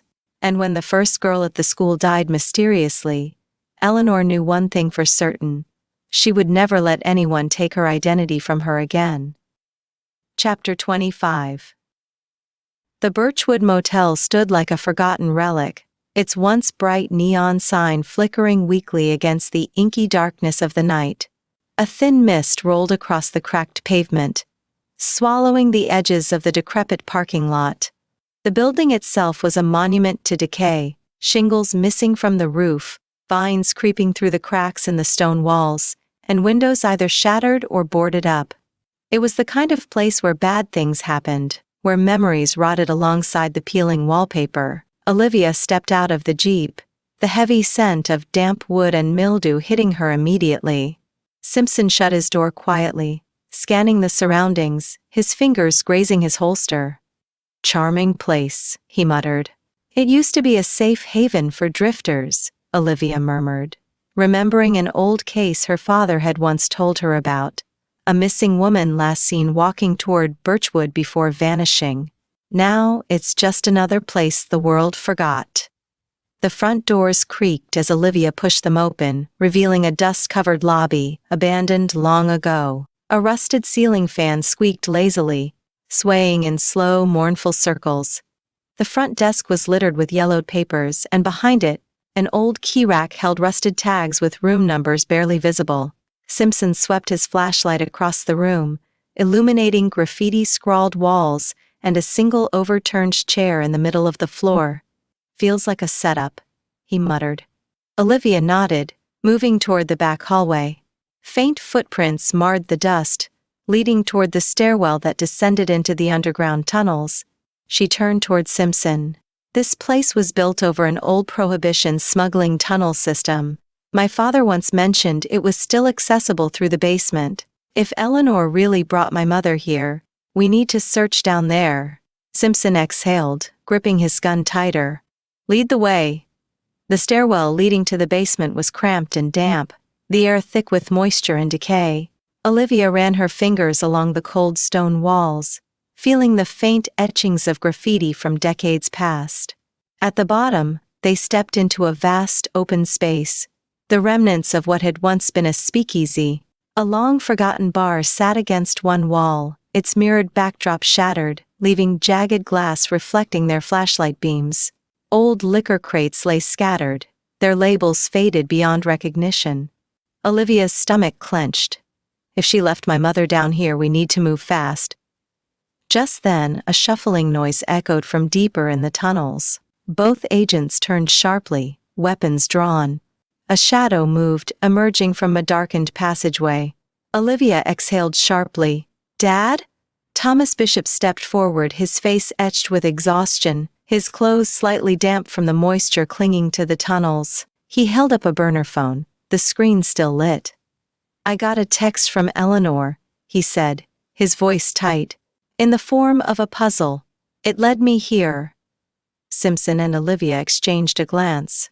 "What did it say?" Olivia asked. Thomas hesitated, then read from the screen. "The past and present intertwine, where echoes of secrecy still chime. The resting place of a lover's lie, where stone and shadow watch the sky." Simpson scowled. "She really likes her riddles, doesn't she?" Olivia's mind raced.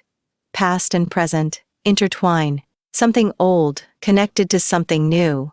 Where echoes of secrecy still chime, maybe something with bells? Thomas nodded. Resting place of a lover's lie, it has to be somewhere someone was buried or hidden. But stone and shadow watch the sky. That could be anything. A grave? A monument? A clock tower? Olivia ran a hand through her hair, frustration creeping in. "We're missing something. We don't have much time." Simpson exhaled sharply. "All right, let's work this through again." But as they stood there in the damp underground tunnel, they realized they couldn't solve it. Not yet. And time was running out.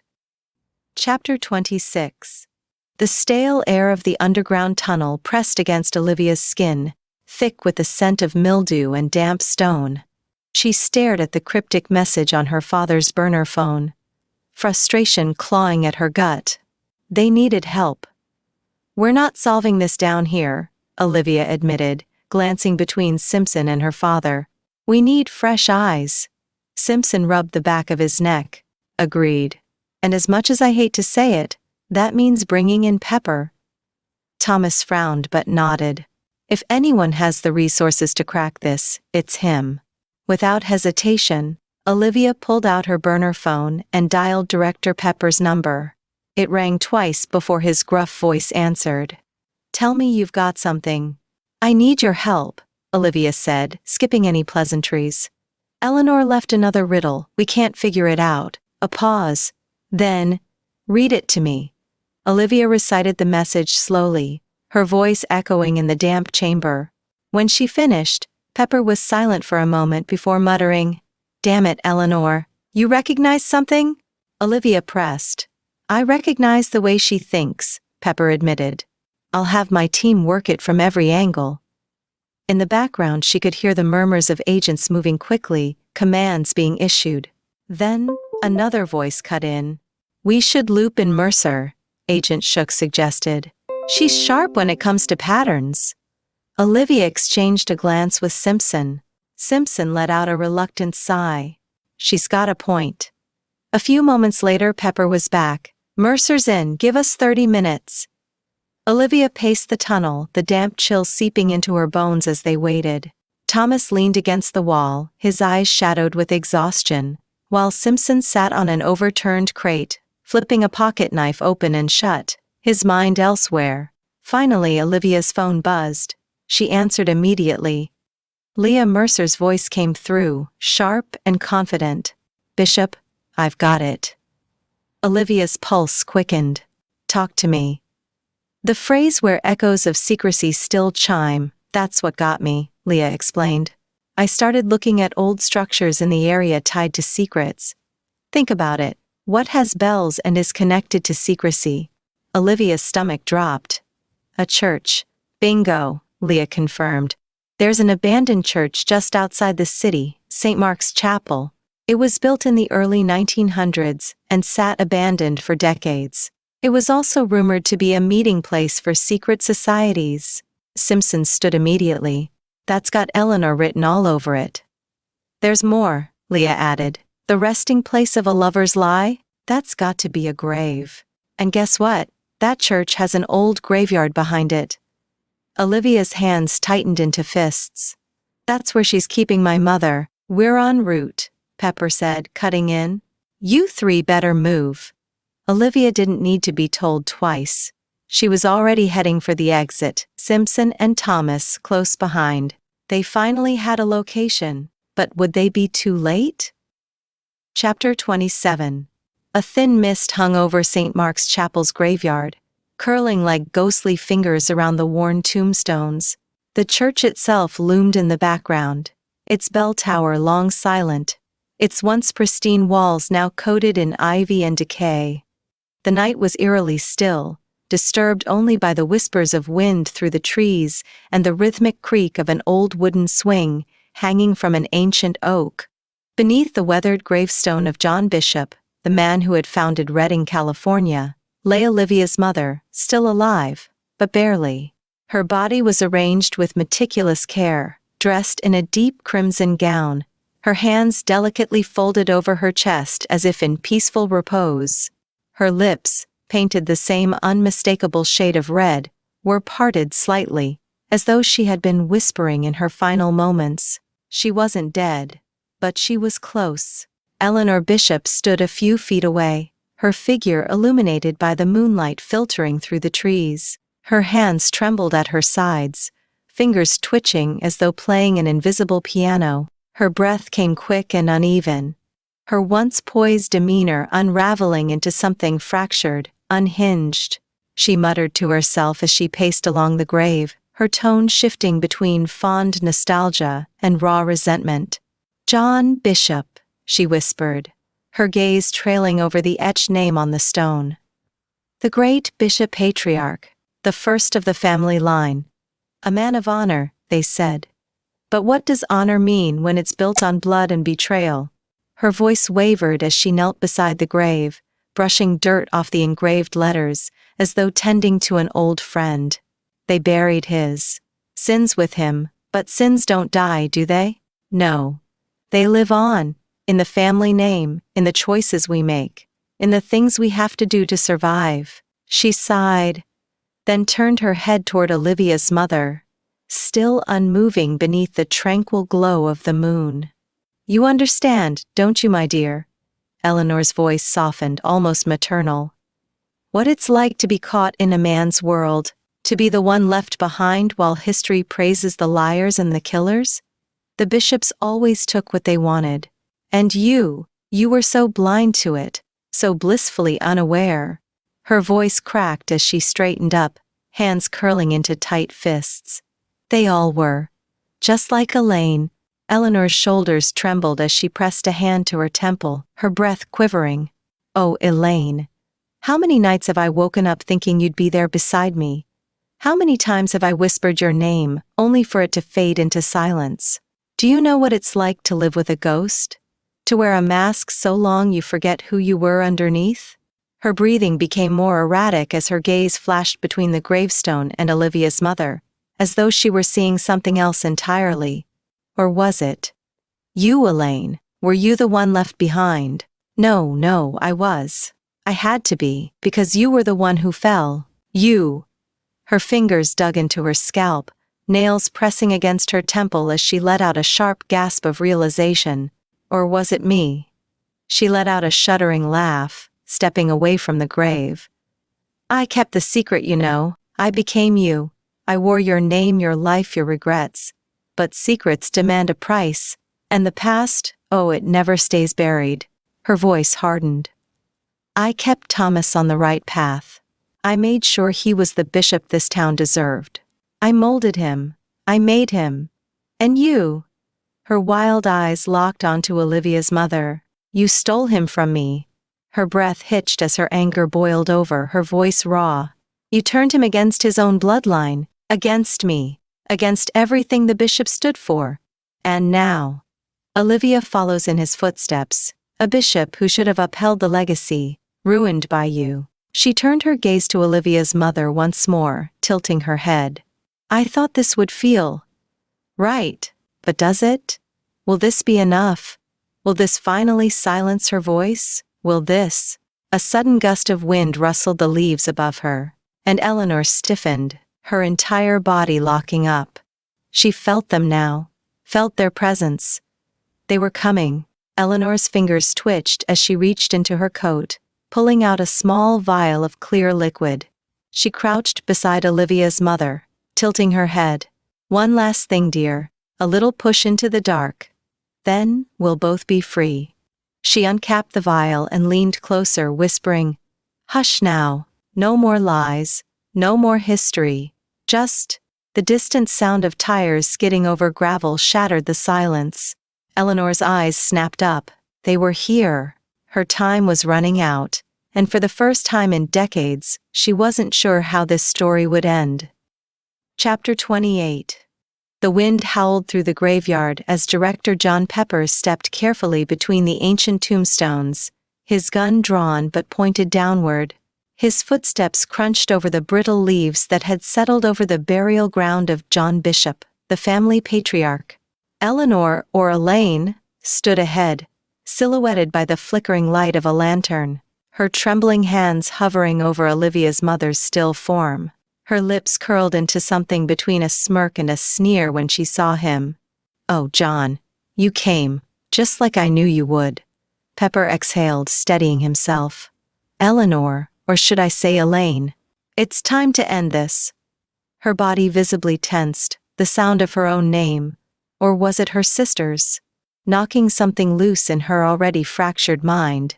I don't know what you're talking about, old friend. I've always been Eleanor. Pepper took a step closer, lowering his gun slightly. That's a lie, and we both know it. You've been lying to yourself for decades. I know what happened that night at the kissing tree. Her expression twitched, a brief flicker of something raw and dangerous flashing across her face. "You know nothing." Pepper's voice softened, a measured calm meant to keep her from breaking. "I know you were jealous. I know you wanted me. And I know you pushed your sister off that cliff. But that wasn't the end, was it? You became her. You buried yourself. And now, you don't even know who you are anymore." Eleanor, or Elaine, let out a ragged laugh, gripping the small vial in her fingers. She raised it slightly, tilting it toward Olivia's mother's lips, the liquid glistening under the moonlight. "You always had such a romanticized version of things, John, but you're wrong about one thing. I know exactly who I am. And I know what I must do." Pepper tensed. "Put it down, we can talk about this." She scoffed. "Talk? Now you want to talk after all these years? After what you did?" Her voice cracked, anger ripping through the surface. "You let me rot in that boarding school, John. You abandoned me." Pepper's gaze hardened. "You let your sister rot in the ground." Her breath hitched, her fingers tightening around the vial. The sound of hurried footsteps behind them made both turn their heads. Olivia, Simpson, and Thomas burst onto the scene, guns drawn. "Eleanor!" Olivia's voice rang out, filled with barely contained fury. "Step away from my mother." Eleanor, or Elaine, smiled. "Ah, Olivia. My dear naive little granddaughter, here to watch history repeat itself? Whatever it is you think this proves, it doesn't have to end like this." Eleanor's hands trembled, her expression flickering between certainty and doubt. "You were never supposed to be an agent, Olivia. You were supposed to be more than this. You should have followed the Bishop plan." Thomas stepped forward, his voice pleading. "Mother, please, put it down, let's end this." Eleanor's face twisted in rage, her free hand shaking as she pointed a trembling finger at her son. "You were the biggest disappointment of all, Thomas. I gave you everything, molded you into the perfect successor, and you threw it all away. You let her take you from me." Olivia gritted her teeth, trying to step in again. "Grandmother, listen." A single gunshot rang out. The sound split the night, the world falling into absolute silence. For a moment Eleanor, or Elaine, didn't move. Then the vial slipped from her grasp, flipping once in the air before falling harmlessly to the ground. She let out a soft, almost peaceful sigh, her eyes widening slightly as she touched the small bullet hole in her forehead. Her body tilted back, slow, deliberate, before she crumpled onto the grave of John Bishop, her blood mixing with the soil of the past. For the first time in decades, the secret was buried. A long, heavy silence followed before Pepper finally holstered his weapon.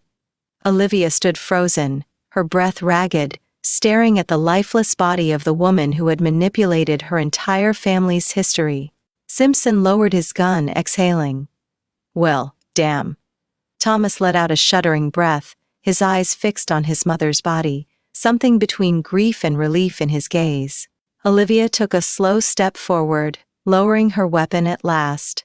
Her heartbeat pounded in her ears, her hands trembling as she reached for her mother, pressing 2 fingers against her pulse. A moment passed, then another. A sharp intake of breath from Olivia's mother, weak, but alive. Olivia's shoulders collapsed in relief, her chest tightening. "She's alive, call it in. Now." Simpson was already pulling out his phone, speaking quickly into it. Pepper stared at Eleanor's body, his expression unreadable. "It's over." Olivia shook her head. No, not yet. Her mother needed saving, and Olivia wasn't about to let history win. Chapter 29. Olivia's breath came in short, sharp bursts as she knelt beside her mother, pressing her fingers against the faint pulse in her wrist. The world around her blurred, her vision tunneling until all she could focus on was the slow, shallow rise and fall of her mother's chest. The cold ground beneath her knees felt distant, her hands trembling as she held onto the warmth of her mother's body. A heavy presence settled beside her, and she felt the warmth of her father as he knelt next to them. Thomas Bishop's arms wrapped around Olivia and her mother, pulling them into his chest. He didn't speak, just held them close as if trying to shield them from everything that had come crashing down around them. A few feet away, John Pepper lowered himself onto a weathered bench, his gun still holstered, his hands resting loosely on his knees. His eyes were vacant, staring at Eleanor's lifeless body sprawled across John Bishop's grave. The wind stirred the fallen leaves around her, as if nature itself were trying to reclaim her, to erase her from the world she had spent so long trying to control. Pepper exhaled, rubbing a hand over his face. "All these years," he muttered, his voice raw. "All these years I protected her, I covered for her. I convinced myself that what I was doing was right, that she wasn't a monster, that she was just broken. But in the end, I was wrong. I was wrong about everything." The distant wail of sirens broke through the silence. The flashing red and blue lights cut through the mist rolling over the cemetery, painting the gravestones in streaks of color. Olivia stayed where she was, still clutching her mother's hand, even as the EMTs hurried toward them with a stretcher. Thomas gently helped Olivia lift her mother, her frail body barely responsive as they secured her onto the stretcher. Olivia hovered beside them, gripping her mother's hand as they moved toward the waiting ambulance. She turned to her father. "We need to talk about Pepper." Thomas hesitated, glancing over at the broken man still sitting on the bench. Pepper hadn't moved, hadn't protested. He just sat there, his shoulders slumped forward, as if the weight of his own choices had finally crushed him. "He has to be arrested," Olivia continued. "For covering for her. For everything he did to protect her." Thomas exhaled slowly, then nodded. "I know." They approached Pepper together, his weary eyes lifting to meet theirs. "I don't expect forgiveness," he said, his voice hollow.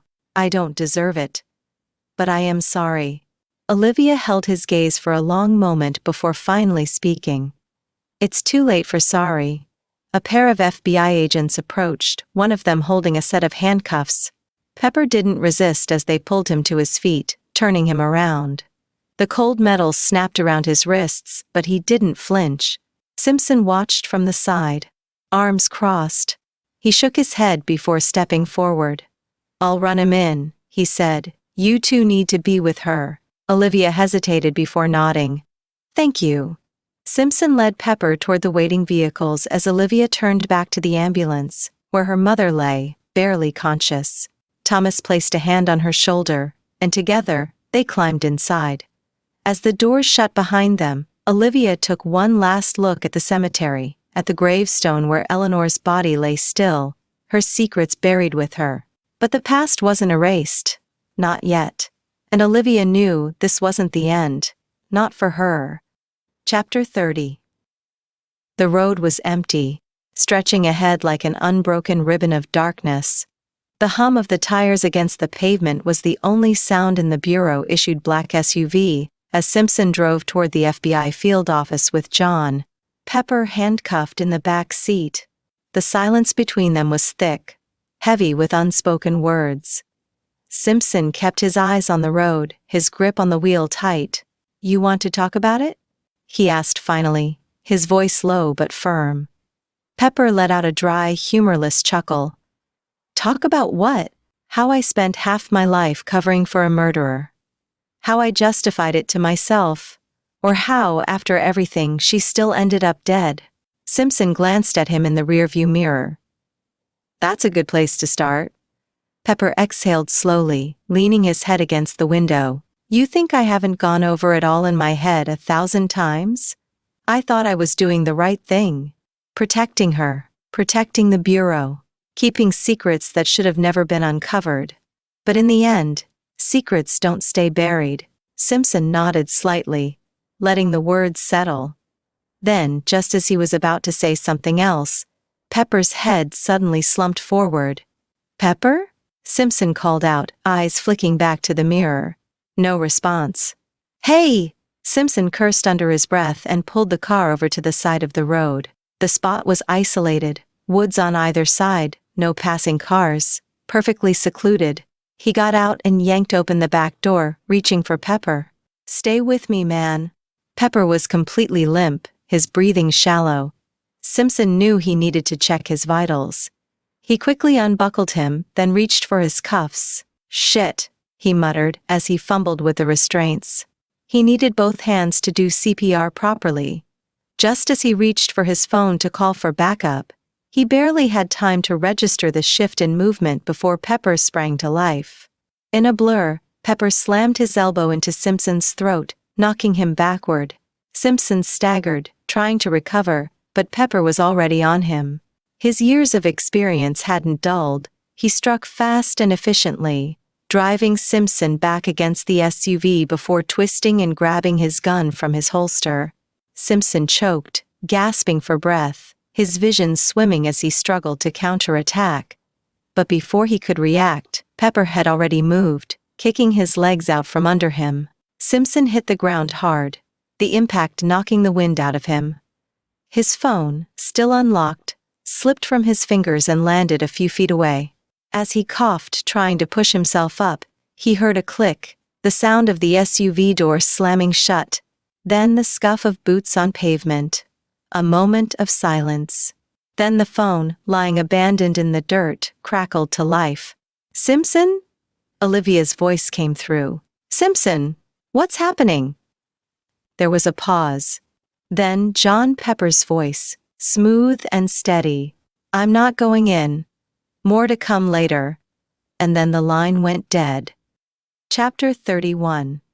3 days after Leah Mercer's explosive report aired on every Fox affiliate nationwide, Olivia sat in the quiet of her mother's hospital room. Leah's story had captivated audiences, exposing the dark secrets within the Bishop family, the FBI, and the tangled web of deception that had haunted Redding for decades. Public pressure was mounting, and the FBI scrambled to regain credibility amidst the backlash. But for Olivia, it still felt like she was living inside the aftermath of a storm. The hospital room was dimly lit, the rhythmic beeping of machines filling the silence as she sat beside her mother's bed, watching the slow rise and fall of her chest. Her father Thomas sat across from her, his hands folded together as he spoke softly. "I told her everything," he admitted, his voice heavy with emotion. He glanced over at Olivia's mother, his eyes filled with something between guilt and hope. "No more secrets. We're going to try to make things work again. It won't be easy, but she deserves the truth. We all do." Olivia nodded slowly, digesting his words. After everything their family had endured, maybe there was still a chance for them to rebuild something, if not for the past, then for the future. The weight of years of deception, of pain buried under silence, was beginning to lift. She shifted in her chair and glanced at her father. "We're getting a new director, someone from Ohio, a young up-and-comer with a reputation for being relentless. He'll be the one leading the hunt for Pepper." Thomas exhaled, rubbing a hand over his face. "Pepper was always careful. If anyone can disappear off the grid, it's him. He won't stay hidden forever," Olivia muttered. "I won't let him." Before Thomas could respond, the door opened, and Steve Simpson stepped inside. He looked hesitant, his usual confidence dampened by the weight of failure. He hadn't forgiven himself for losing Pepper, and it showed. I just wanted to check in," he said, rubbing the back of his neck. "And to say I'm sorry for losing him." Olivia stood and crossed the room in 2 strides, pulling Simpson into a tight hug. He tensed at first, caught off guard, but then slowly relaxed into it, his large frame enveloping hers in a way that felt far more intimate than a simple embrace between partners. "Thank you," Olivia murmured, her lips dangerously close to his ear. "For being such a good partner." Simpson wasn't sure how to respond. His mind was suddenly hyper-aware of the way her body pressed against his, the way her scent lingered so close, the warmth of her breath against his neck. A sharp pulse of heat shot through him, an instinctive reaction he couldn't control. And Olivia noticed. A slow, knowing smirk played at the corner of her lips as she held on to him just a second longer than necessary. The tension between them crackled like static electricity. And then, "Oh, for God's sake!" Olivia's mother croaked from the bed, her voice weak but laced with humor. "Get a room, you two." Simpson instantly stepped back, clearing his throat as Olivia shot her mother a mortified glare. "Mom!" Thomas chuckled, shaking his head. Well, that was subtle. Olivia and Simpson both put their hands up defensively. "We're just partners," they said in unison. Her mother smirked, her eyes twinkling despite her exhaustion. "Uh-huh. That's what they all say." A thick, undeniable silence settled between Olivia and Simpson before their gazes locked just for a moment, filled with something unspoken, uncertain, and undeniably there. Simpson was the first to break, running a hand through his hair with a small, awkward chuckle. "Well, I guess I should get going. Got some reports to finish." Olivia nodded, her lips curving slightly, but she said nothing. The hunt for Pepper wasn't over, and neither was their story. Chapter 32. The following morning, the FBI field office in Reading was alive with movement as agents took their seats for morning roll call. A buzz of conversation filled the air, some murmuring about the fallout from Eleanor Bishop's death, others speculating about the manhunt for John Pepper. At the front of the room, the assistant director stood tall. "Listen up. We have a new field office director, and I expect you to show the same level of respect and discipline as you would with any leader in this agency. Make no mistake, he was chosen to bring order to this chaos." Olivia leaned forward slightly in her seat, exchanging a glance with Simpson. She already knew the name, Cason Steele, a fast-rising no-nonsense agent from Ohio, rumored to be a relentless tactician and a firm believer in justice without bias. His reputation preceded him. As the assistant director finished speaking, the door opened, and in stepped Cason Steele. He was in his early 40s, tall and broad-shouldered, with a sharp, assessing gaze that immediately scanned the room. His dark suit was crisp, his posture unwavering. He carried himself like a man who had seen and done things few could imagine. "Good morning," Steele said, his voice deep, measured. "I won't waste time with pleasantries. I'm here to clean up the mess left behind, and that starts with finding John Pepper. This office will be leading the hunt, and I expect every single one of you to act accordingly. If you can't handle the pressure, step aside now. Otherwise, let's get to work." Before anyone could respond, Olivia's FBI-issued phone chirped. A second later, Simpson's did too. Then Dixon's. Then Shook's. And then, as if timed to perfection, Cason Steele's phone rang as well. A heavy silence fell over the room, every pair of eyes turning toward the agents, who now held glowing screens with one glaringly familiar label: unknown caller. Without hesitation, they all pressed the green button, putting their phones on speaker. The voice that filled the room was unmistakable. "John Pepper." "Agent Bishop," he said, his voice calm yet laced with something unreadable. "You might want to reach out to your father. Well, try to anyway." A chill ran down Olivia's spine. Steele's eyes narrowed as the voice crackled through the air. He knew that voice. Everyone in the room did. Because 3 years earlier, John Pepper had flown into Ohio to help on a case in the small town of Troy. And now, he was calling from somewhere else, somewhere he knew they couldn't trace. And that meant one thing. He was playing the game again. The end. Please be sure to subscribe and high-tea the bell to catch Book 2 in this series when it comes out.